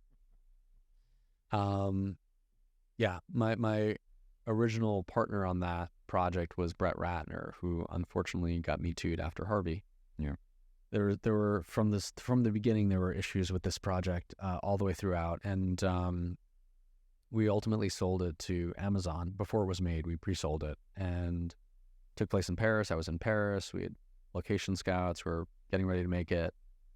The Johnny Amber scandal blew up, and we couldn't ultimately. The other actors didn't want to. Not interested. Yeah. And how crazy is that, though? You spent like years putting a project together with Brett Ratner and Amber Heard, and they both blow up in the wrong way at the same time. Yeah, that's true. It's funny. I didn't think about that. Yeah. You could not have worse luck. Yeah, it was really, really shitty. Yeah. And so we had a very short window to like recast, couldn't do it. And then I missed my flight back from Paris to LA. Like I barely, in Charles de Gaulle, it's like you've got 2 hours on international. If you don't make it, you're not making the flight. So I didn't make the flight. And then I was like, why am I rushing back to LA? I'm just rushing back to deliver bad news. So I decided to go to Reykjavik. Oh, Iceland. I took a solo trip, and I got really quiet by myself, and I was like, this is a really uncomfortable feeling. I had so much invested in this. Like when I started the company Sentinel Pictures, I sold like most of my retirement stocks, which at the time weren't that much, but it was like most of what I had. And so I'd risked a lot. And I was like, ready for a change. I'm ready for a change. I'm not exactly sure what the change will look like or, what I would do. And I like really, really thought about it. Spoke with some friends in New York and Miami, and everyone's like, get your real estate license. You'd be fantastic at it. And so that's what I did. Wow. And that was 2019. That was 2019. Yeah. And what was 2019 like as a fresh real estate agent in Los Angeles? So I started at the end of 2019. Good timing. Unbelievably great timing. Yeah. I mean, wow. Like they say timing's everything. I felt like the world just kind of opened up, and all of a sudden everybody was looking to buy or sell a house, in LA. In 2020 more than in 2019, when they started dropping the rates, spring of 2020, like shortly after the pandemic hit. And what was it like? People just wanted, everyone was working from home and people wanted bigger homes with bigger yards or whatever. And 100%. People wanted bigger yards. People wanted another bedroom so that they could work from home office. Money was cheaper than it's ever been in our lifetime. So yeah, zero interest rates forever. Yeah, forever. So it's like, all right, cool. Like, let's lock that in. First-time home buyers ready to do their thing. Once, like in 2021, the appreciation was like crazy. People who had bought their first homes were like, hey, let's sell this, cash in, buy the next place. And so I had a pretty good network and ended up selling a lot of homes really quickly. That's amazing because, the people you would have rubbed shoulders with at the agency, at NBC, making the television shows, and then with your own film studio, you must have had a Rolodex. Yeah, pretty powerful group of people that you could call on and be like, by the way, now I'm a real estate agent. You've worked with me before. You trust me. And now, let me help you. Let me help you sort out your living situation. 100%. Yeah. Yeah. They say it's like, know, like, and trust. And so, yeah, like my strategy, I didn't really have like a huge strategy going in, but it was more, I didn't want to make a big announcement and be like, hey, I'm a realtor. I kind of did it subtly. I did a little like sprinkles, like breadcrumbs on social media. You didn't take a page out in Variety? I didn't. And I was with Rodeo Realty at the time, and Rodeo was like, let's do like a big, ad in like the Palisadian and the Palisades. And I was like, no, I'm not going to do any of that. I'm going to do it organically. And I'm really glad that I did that. I kind of had burned all the ships. So I was like, okay, I've left like over a decade of a career, like kind of on the floor. I had good relationships, but I didn't really have a lot to show for like working really hard for a long time. And I also didn't have a huge runway. I was like, I need to make, they say it takes like a year to sell your first home. And I was involved in 18 home sales my first year. 18. Yeah. Wow. And a lot of that is, some of that is luck. Some of that is timing. These weren't expensive homes. These were like well under $1 million in the Valley at first. But really allowed me to cut my teeth and learn how transactions are done, learn how to handhold clients and really provide great service, learn contracts backwards and forwards, negotiate, like do all the things. 18 times in 12 months. That's insane.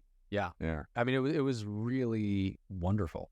It was really, really wonderful. Yeah. And then Netflix came to you, and then you're doing Selling Sunset, right? Indeed. I've seen a couple episodes of that. It's crazy. I've seen like 10 minutes, and I couldn't get past the first 10 minutes. There's a great scene in Drive to Survive. Okay. In the Formula One Netflix show, in the most recent season that just came out, which covers, I guess, the 2023 calendar year for F1. And Christian Horner is the principal at Red Bull Racing with Max Verstappen, champion of the world. And there's this scene with Horner, and he's in the UK at Silverstone for the Formula One racing in England. And the two Oppenheimer brothers are there, and they get their photos with Christian Horner. And as they leave, Christian's walking off, but the camera's still on him. And he goes, I don't fucking know. These guys are selling Sunset on Netflix or some bullshit like this. And he just fucking totally rips them as he's walking away. But the camera got it, and they kept it in. Wow. Brilliant. I thought that was great timing. Yeah, but obviously, yeah. I mean, I've walked past their shop on Sunset. Yeah, Sunset Plaza. I mean, they do a lot of business. Yeah, for sure. For sure. They sure do. Okay, So the approach is a little bit different. If, like, for me, I don't know them really. Yeah. I've met Jason before, but I don't really know them. For me, it's really about the relationship.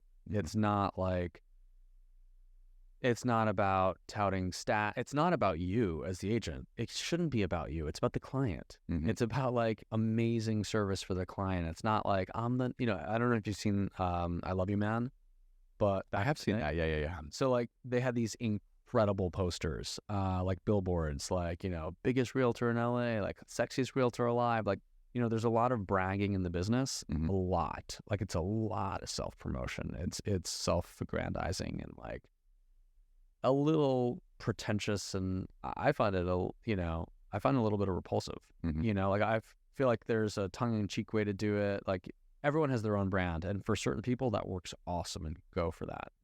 For me, it's a little bit different. Yeah. You seem a little bit more low key. Yeah, I like to, I'm a more holistic realtor. So we're not going to see a big poster of you on Sunset? I mean, you might, but it won't be just me. It'll be, I mean, maybe I don't know, who knows. But for me, like the energetics of the home are really important. I do a lot of sage work in homes, like burning sage and employing people who clear energy of homes. Like if it's a divorce sale, if someone died in the home, people can feel it. Whether or not they know it, they can feel it. Really? Yeah. That's interesting. Yeah. So I actually came out with my own brand of sage, which I'd like to give you one. Oh, really? And hold on, let's go wide here. Yeah. Show me what you got. I trademarked the phrase from staged to saged. Okay. And there we go. Very nice. As a client gift, I sage homes. That's amazing. Yeah. So you burn this, or you just keep it in the house? Burn it. So you take. I mean, you can do whatever you want with it, but what you do is it smells great. Yeah. Yeah. You make these? I source them, and my assistant helps put them together. And yeah, you burn it, and I've got a process on how to clear the energy of a home. And it's been great. I mean, I often do it before open houses and before getting a property ready. You want to make sure it's clean and pristine. Yeah. Okay. So we're going to get to the sage in a second. Yeah. I want to ask more questions about that, but got to get the cameras right. But your first year, like in the middle of a pandemic, you sold 18 homes. On a number of those sales, there were two of us. So like often, it's like listing agent 1, listing agent 2. But yeah, 18 homes. That just sounds, because like you have to understand, like during this time, I was locked down in Istanbul for 5 months almost. And to think like that the real estate industry in LA was popping off while I was locked down in Istanbul just seems beyond me. So I remember the first rumblings of like, something's happening. And then CAR, California Association of Realtors, put together this disclosure that was like a COVID disclosure, which basically anyone who was walking into a property had to sign saying like, hey, I know that there's a risk I might get COVID. So for a couple of weeks, people are like, I'm not signing that. I'm not, if I get COVID, that's, I might sue. Like it was like a crazy moment of hysteria where all of a sudden for a couple of weeks, nobody was showing property. Well, because this country is so litigious, right? Like everyone wants to sue everyone all the time. So if, yeah, like it's almost impossible to say like I was in that open house and I touched the fridge door and I got COVID. Right. And how are you going to prove that that fridge door gave you COVID? Right. Yeah, it just makes no sense. But that's what people were thinking back then, right? Yeah. Yeah. So like everyone, you know, you're wearing the masks and it was like a whole thing. There was like a lot of fear. I had an escrow cancel, just like a lot of nervous energy in there. And buyers like, oh, you know, who knows what's going to happen. And I remember talking to a really experienced agent who I was working with at the time, and he was like, you know what, your timing is not the best.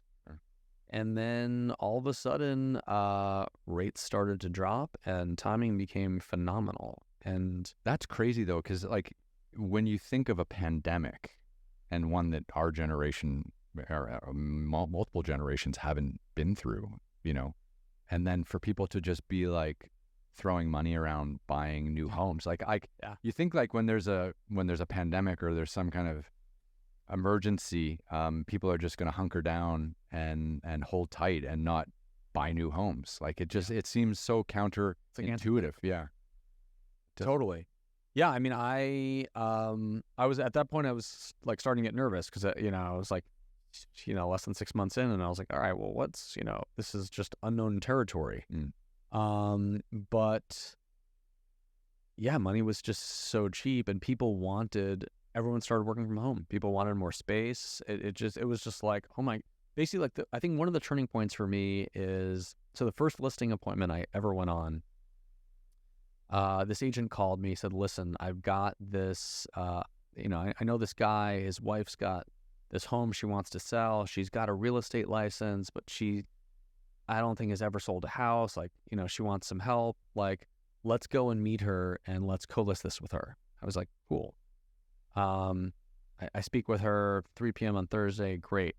It's like 2:30. I call my friend who, you know, was like, let's do this listing appointment. And I was like, so I'm on the way. You close? And he's like, oh, I'm not coming.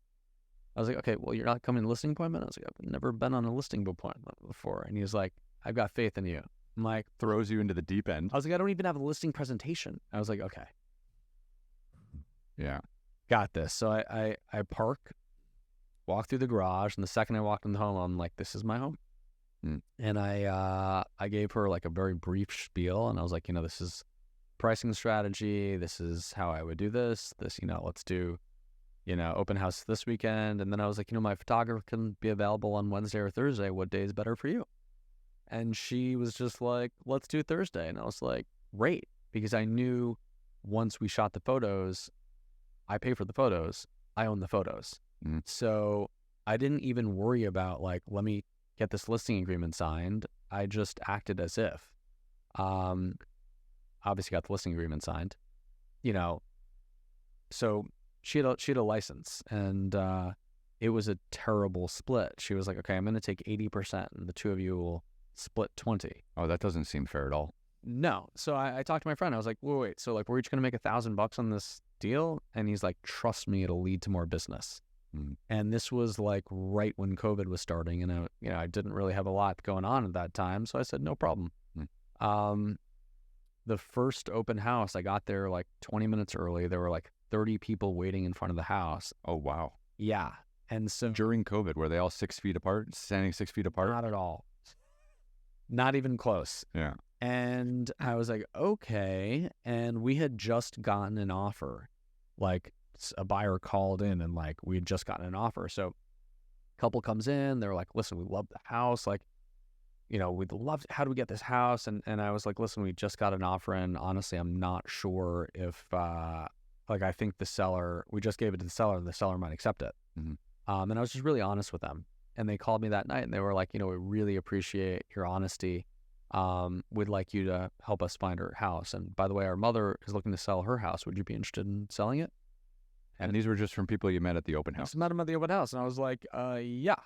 So I met the mom, listed and sold her house, helped them buy a new house. Then I helped their cousin like buy a condo. I sold the original listing, and it just started like, you become like part of the family. Like you become part of this extended family. Yeah. It's very strange, isn't it? It's wild. It's great. It's honestly great because like the goal is basically you do really good work for somebody, then you become the realtor with the family, and they tell all of their friends, and it's an incoming call business at that point.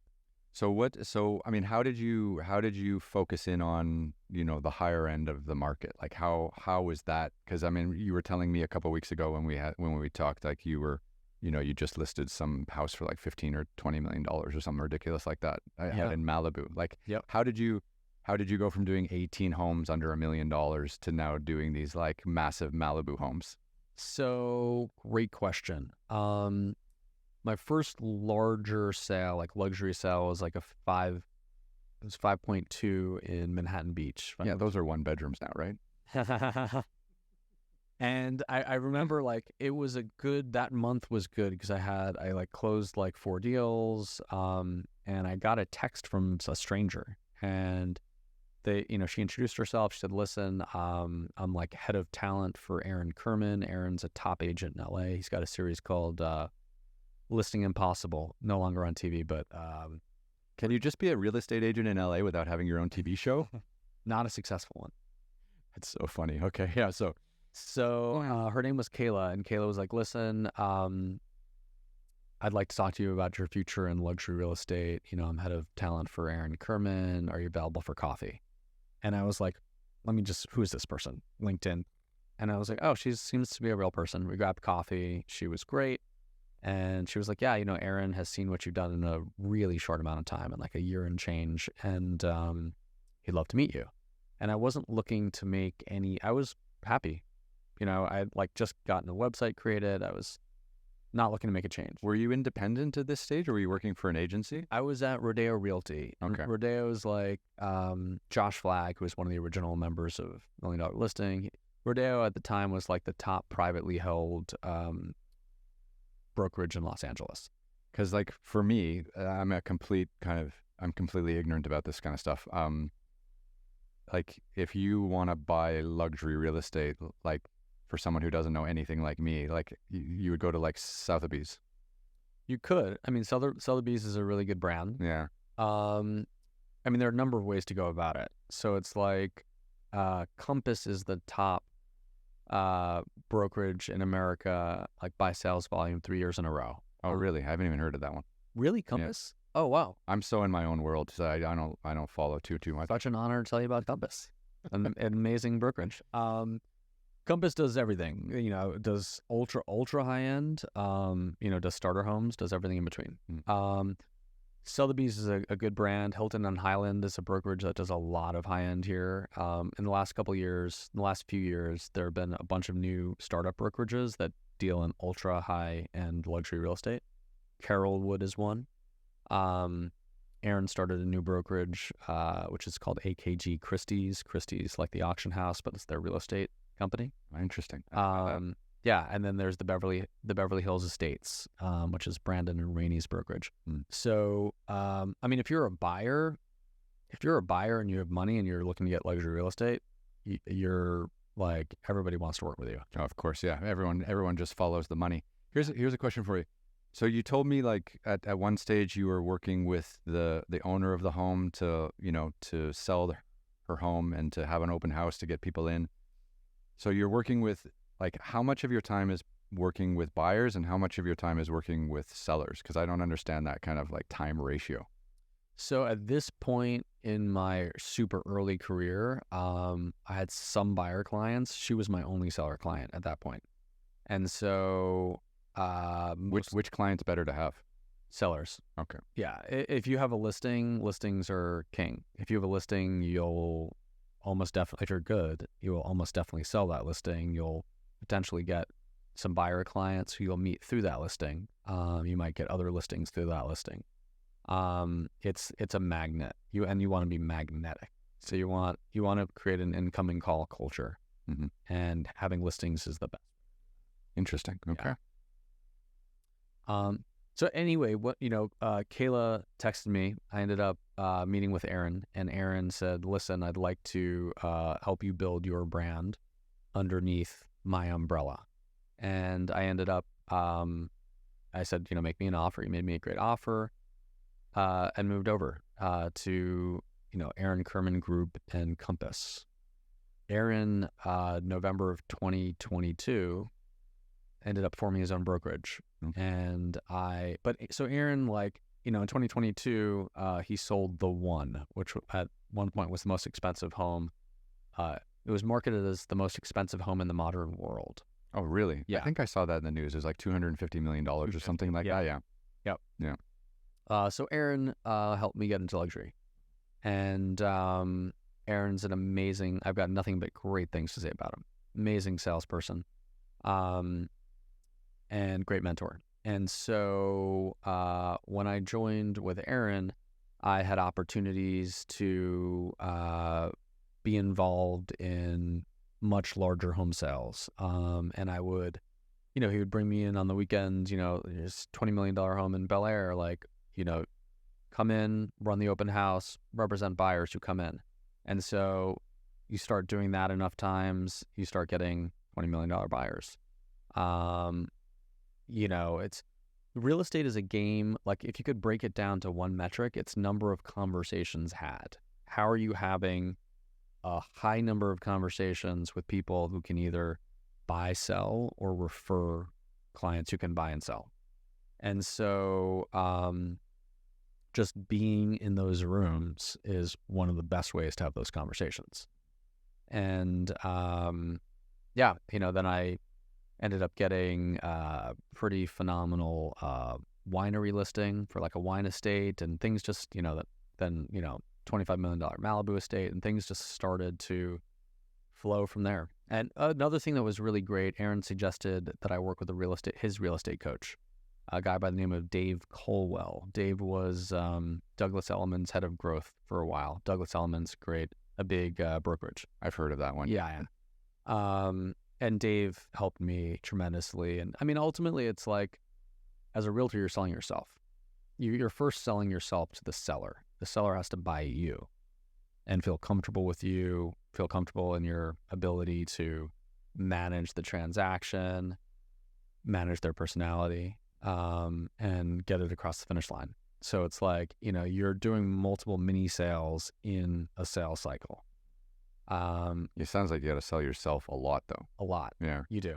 And when did you decide to like start doing things like a little differently, like putting like these little personal touches on, like the sage, or trying to clean these houses of this past energy? Because yeah, I mean that kind of stuff, I guess, does affect people completely. Totally. Yeah.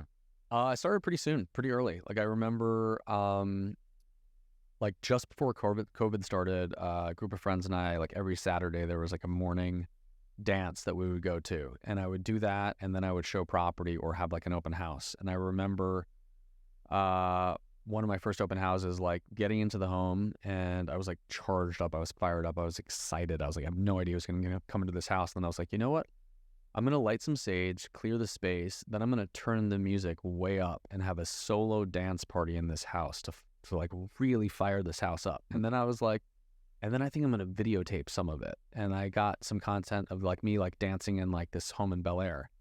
And Risky Business style? 100%. I was like literally like sliding into frame. Like, it was kind of great. Yeah. And I like, did some stories, and like the response was like great. Like, I had a couple of people who were like, oh my God, that house looks amazing. Can I come? I said, absolutely. We're open till 4, So I started, like, when I first got into the business, I was like, okay, I'm going to do the suit thing. I'm going to look like a banker. And I don't look anything like a banker anymore. People fucking hate bankers. I think they kind of do. Sorry to all the bankers out there. Yeah. So for me, it's like, I've got a saying, I've got a motto, ABC, always be celebrating. I mean, people pick up on that positive energy, right? Yeah. People want to be involved in a party. They want to be invited to the party. They want to celebrate. Mm-hmm. And so like finding, like, there are so many different reasons to celebrate, during any deal, and just amping up the celebration, and then bringing that celebration and that energy into the home and documenting it. So like doing house tour, like I'll do house tours where I'm, jumping across beds, or like hanging out in the bathtub, like doing things that are kind of like a little risque, a little bit hilarious, but a little bit ridiculous. And this is all on social media. Yeah. Yeah. A lot of it's on social media. How much has social media changed the real estate business? Like for people like you who are doing, like, 'cause I think because social media is aspirational, Yes. and you're selling aspirational properties. Yes. You're selling a version of life that most people can't afford, but everyone wants to see it and look at it, right? I find like I feel like these two kind of spaces have really overlapped in a pretty kind of positive way, where they both coexist. Like, everyone wants to be aspirational on social media, show their best self, and then of course you're showing these gorgeous properties, in Malibu for $25 million that everyone wishes they could afford, but definitely want to see it. Yeah. Like, I feel like the marrying of those two brands has actually been massive. I mean, have you noticed that? 100%. Yeah. Yeah, I've noticed that you're basically like selling a dream oftentimes. And so even if you're, yesterday I was in like a $22 million amazing place in Brentwood, and did some stories, had, a bunch of people reached out. Some of them are friends. Some of them maybe might be interested in buying at some point. Some of them past clients. Like, you keep it interesting and kind of sticky, and people want to be along for the journey. They want to, they're just kind of voyeurs, sort of like kind of curious. Like, you pique their curiosity, and who knows? Like, maybe in a couple years, you end up helping them sell a home or buy a home. Not that home, probably. But that's fine. Yeah, I mean, because it's such a unique way to be introduced to a property, right? Like back 30 years ago, you used to go in and look at the classified ads in a newspaper, right, and see, oh, this is a neighborhood with a good school district, if you've got kids or something, and then it's like, oh, the price seems about right. Oh, open house, Yeah. Okay, and then you were just basically going to open houses without even having the chance to view pictures of the house. You just basically knew that it was in the right neighborhood, so many bathrooms, so many bedrooms, right? Yeah. But now you can take pictures of yourself dancing in a $25 million home, and that goes out on social media, and then friends start to see it, and they're like, oh, that looks like a nice house. Oh, I know someone. They share it with a friend. They share it with that friend. They tag you in some other reply, and next thing you know, you got like 100 people coming to your open house. 100%. Yeah. And I feel like it's efficient in that way. Yeah. It's like, as a buyer now, before you set foot in the property, you can possibly have already like checked out a 3D tour. You've seen like aerial drone footage. You've seen regular photography. You've seen some content on social media. You've, looked at the listing. Maybe there's like a, lookbook. Like you've like basically digitally walked through the house before you open the door. Yeah. Figured out how many actors died in the pool 5 years ago because of an overdose or something like that. All of those things. Yeah, that's a bit grim. Sorry, didn't mean to go that dark. But no, you're right. It's a totally different. It's the whole ecosystem now is totally different. Yeah, for sure. And it's I'd say like a lot more accessible, very exciting. And another question for you: have you come across? I use. This is not a sponsorship anything, but I use Airbnb a lot, right? Yeah.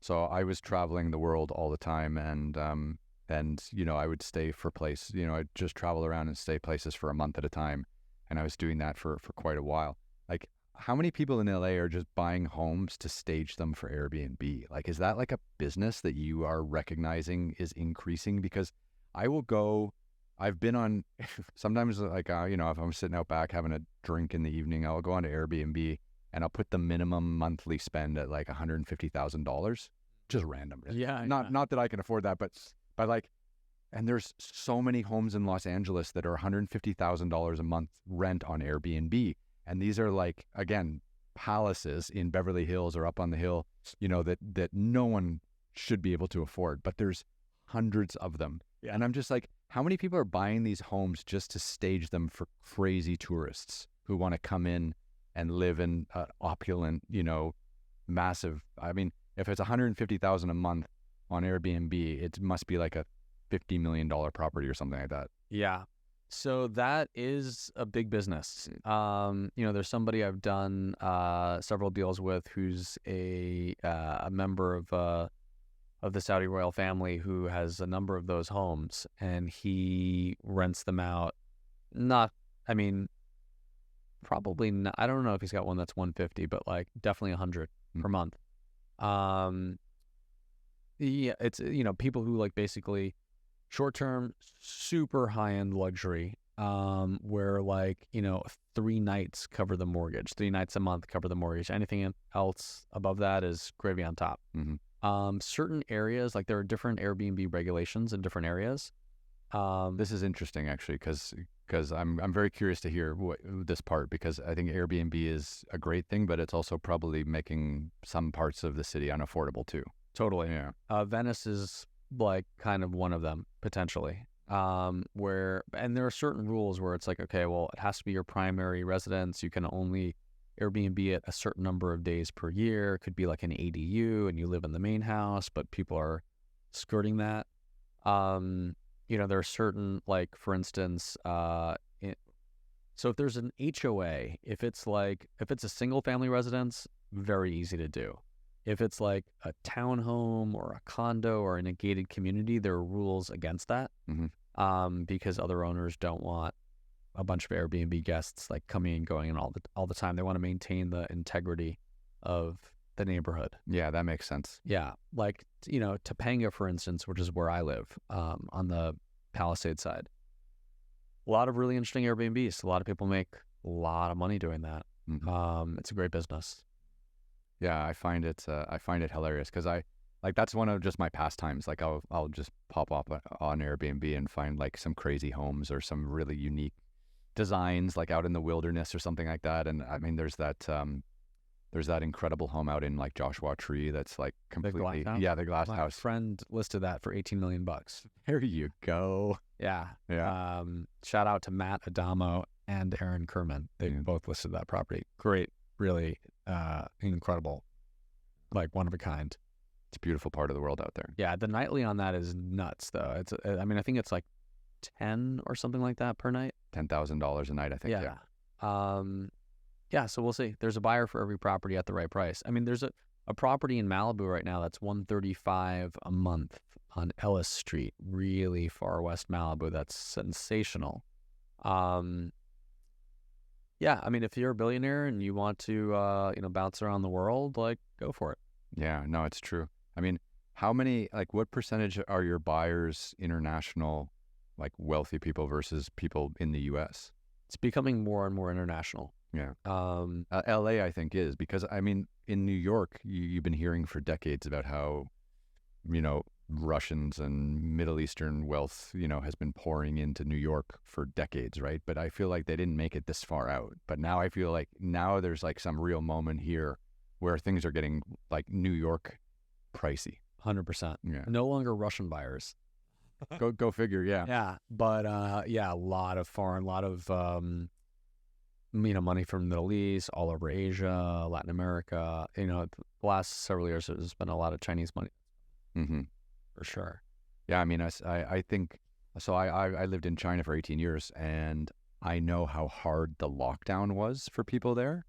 Like, and for someone who's a high net worth person to be locked down for 3 years, not being able to go anywhere or do anything is a real no-no, right? Like they're like, fuck this. And they're taking their money out of China and they're putting it into the U.S. because the U.S. is just more open, and it's and obviously property rights here are bulletproof, versus some other countries where you're in an authoritarian regime, and your property can be taken from you kind of at any time. I mean, real estate is a phenomenal asset, and especially, I mean, I'm biased, but in Los Angeles, like if you look at history, if you hold a property for long enough, if it's like a small segment of the cycle, like of course it's possible to lose money. If you bought, top of the market was April 22. If you bought April 22 and you sold now, you're not going to especially after commissions, you're going to lose some money. But if you over a long enough period of time, like it's almost all but certain that you'll make money, and at least just to park your money if you're a foreign buyer, you need a place to park your money. LA real estate is a great place to do that. Yeah. All those ill-gotten gains. So many ill-gotten gains. Thank God for that. No, I mean, I saw a lot of that in Dubai too. So there's just tons of ill-gotten gains being parked into real estate, because it's a good place to just put money for a couple of years and then come back to it later when you're ready to assess. And I've always said, like, I mean, I'm not an expert in the thing, but if you buy an asset, that is scarce, like housing, and you just hold it for 10 years, you'll pretty much always make money. Totally. Yeah. For sure. And there are certain rules, like if it's a primary residence in LA, if you're a married couple, there's a $500,000 capital gains exemption.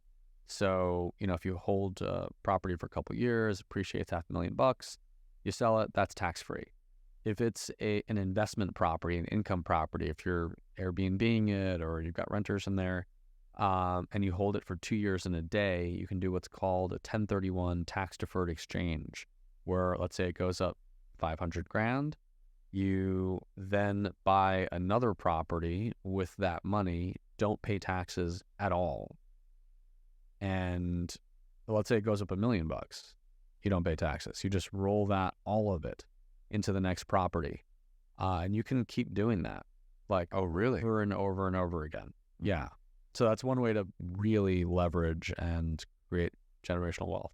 That's impressive. I had no idea you could do that. Yep. You were telling me the other day too on the phone before we met that there's a new tax that came out on properties that are sold over $15 million or something like that. There's a proposition went into effect last April. It's called ULA, and it's an extra 4% tax in LA on properties over $5 million. And that's tax on the sale? Tax on the sale. So, for instance, what's has been standard in LA is a 5% commission, 2.5% to the buyer, 2.5% to the seller, listing agent, buyer's agent. This is an additional 4% tax on top of that. So you're looking at 9 altogether in costs. Yeah, which is crazy. Mm-hmm. Especially because let's say you bought the property, top of the market, you're selling it now. Let's say you bought it at, $6 million, now it's worth like 5.7. You're still getting taxed on a loss, which that should not be. Yeah, that doesn't seem right. No, I don't think that's right at all.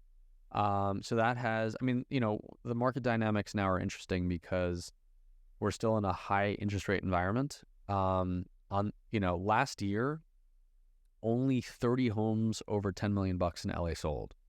Only 30 homes. Only 30 homes. Yeah.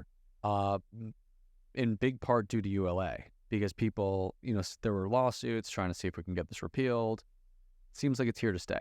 So sellers have been reluctant to sell on the high end because they don't want to get taxed. They're also right now are like married to a very low interest rate. So if they sell, they're looking to buy again, they'll assume a much higher rate. Now the rates are cyclic. So, we're supposed to have 3 rate cuts this year, starting probably later in the summer. But right now, like 30-year fixed national average is about 6.5%. That's a lot. Yeah, it's a lot more than 3%. Yeah. So that 4% tax on properties over $5 million, that has to be paid even if you roll into the next property. Like that's a fixed cost. Yeah. Oh. And that comes like off the top in escrow. That's wild. So if you have a $25 million home in Malibu that you want to sell, and you're going to have a 10% cost on it, you're going to have 5% to the real estate agents, and then this 4% government tax because your property is luxury property. Yeah. That's $2.5 million just a little gone. Yeah. Yeah. It's crazy. Yeah. It's super nuts. Wow. What a business. What a business. Yeah. Yeah. I mean, never a dull moment. Like every day is different. Like I like to say it's like adventures in real estate because you don't know what door you're going to open today, who will be on the other side of the door, what situation you might be in, what opportunity might be there for you, what phone call could change your life. Like it's very interesting in that way, where it's like a bit of an adventure. And when's your reality show coming out? Great question. I'll let you know. Yeah, I mean, we've had a great chat. I mean, do you have anything that you want to kind of talk about of what you have coming up in the next few months or in 2024? Is there anything you're working on that you want to share? Thank you for asking. Apart from the reality series on Amazon Prime or Netflix or Hulu or wherever. I'm planning on starting to do some of my own development later this year. I've helped clients flip and do renos and stuff like that in the past. Excited to do it for myself. There are a couple. So you're going to start buying your own homes, renovating them, and then selling them? Yeah. Oh, that's epic. That's a big job. Big job. Yeah. Big job. And you have a lot more when you own it, you've got sovereignty. Like as a realtor, you're a salesperson, you're constantly selling. But when you're buying for yourself, I'd say you're more in charge of your own destiny because you're not reliant on other people to make decisions. You're making the decision. Yeah. So you're going to buy these like fixer-up properties and then fix them up. And then like what kind of margins can you make in that business? I have no idea about this business either. I mean, if you like, I'm going to start doing cosmetic renovations. So like you buy a property that is, the bones are great, but needs paint, new floors, new kitchen, new bathrooms, maybe knock down some walls, nothing majorly structural, ideally, because it's more expensive when you get into permitting and it takes longer and that cuts down on your margin a lot. You can get a nice 30% margin if you do it right. And so it's like, you want to have a great team. It's about building great teams. You've got a great builder, great GC, somebody you trust, somebody you know. You got all these people in place? I've got all these people in place. Yeah. And you know me now too. And I know you. I can't help it all. I just talk. But no, that's wild. Did you see actually there's a big hole in the ground in Beverly Hills, just like 5-minute walk from here, where someone bought, because Beverly Hills is quite interesting for people that don't know. Every block, there's like 2 homes. Each home is like a half a block, right? And then they have those alleyways in the middle with the garbage cans and things like that. Huge garbage cans. What are these people throwing out? But someone bought a home, tore it down, and they're rebuilding an entire home from scratch. So someone probably, it's a huge lot. Like, I don't know if you've seen it, but I walk past it all the time because I like walking through Beverly Hills in the evening. It's very peaceful and quiet. And every time I go by, I'm like just assessing like how much work they did today. And it is insane how much that property would have cost and then how much it would have cost to break that house down and then rebuild one from scratch. Like, it's $100 million project. Yeah, and it's probably a 4-year project between acquisition, permitting, demolition, rebuilding, and then you get the certificate of occupancy. And how sad is that for that neighbor who also owns a multi-million-dollar home to be sitting next to that pit and that construction for 4 years? Horrific. Yeah. Honestly, horrific. Kind of a worst case scenario even if it's an income property and you've got renters in there, it's a worst case scenario. Yeah, it's tough, but it's right on the corner of can't remember the streets, but it's about a 5-minute walk from here. But it is the biggest hole in the ground I've seen in ages, like on in a super quiet, super posh residential neighborhood for these guys to just be digging forever. It's unbelievable. Jackhammering, just the sounds, like cacophony. Yeah. But when you were saying, you're going to buy and renovate and then flip these homes and stuff, I was just thinking about how big a project that must have been for someone. Totally. And the kind of work that the reno that I'm talking about is much more contained. A project like that, they're basically looking at the acquisition, they're looking at land value, how much is the dirt worth, and then that's as big as it gets, literally like tearing something out of the earth and planting and building something brand new. It's a lot. And you can be very creative when you're doing that. Which is exciting. Yeah. If you've got the money, you can build your dream home, right? Yeah. If you've got the time and the money. Yeah. No, it's wild. It's pretty strange actually, because I like to drive around LA a lot, and especially because I haven't been living here for very long. It's kind of nice to see the different neighborhoods. Go up into the Hollywood Hills and see some of the homes up there, or like go into like Bel Air and see all these massive mansions behind the big walls and stuff like that. It's a thing to do if you're kind of like a tourist, and I'm still kind of in a tourist mode. Like, I haven't been here for too long. Yeah. But some of the houses they're castles, like, and they're exactly what you described, in your youth about being mesmerized by castles and by these massive spaces. I mean, it doesn't get any bigger than this city in a lot of ways when it comes to space. Yeah. Like in New York, everything's fucking expensive, but everything's small. Yeah. But out here, like, you get palaces, and they're huge. Monuments. Yeah. I feel like listings, the ultra high-end listings in LA are some of the most extraordinary in the world because, like you said, in New York, you build up, and the views are absolutely stunning. But in LA, I mean, you can have like ocean views. You can have like jetliner views overlooking the ocean, the entire sprawl, spread out, zero edge infinity pool, helipad. Like, I mean, it can be as big as you want it to be. New York doesn't allow for that. No. No, and New York has a totally different kind of energy to its real estate and to the, like, just the living ecosystem that you're part of there. It's just got a totally different feel, as you well know. You grew up there, yeah. Totally. Wild. All right. Well, look, I wish you the best on all your ventures, man. It's been really nice meeting you. Thank you very much for chatting. Thank you so much for having me, Ron. Now we go wide, so now everyone can see us. We shake it out. Pleasure. And thank you very much for the sage. Absolutely. I'll check it out. Enjoy that. Thank you. And we fade to black, and we're out.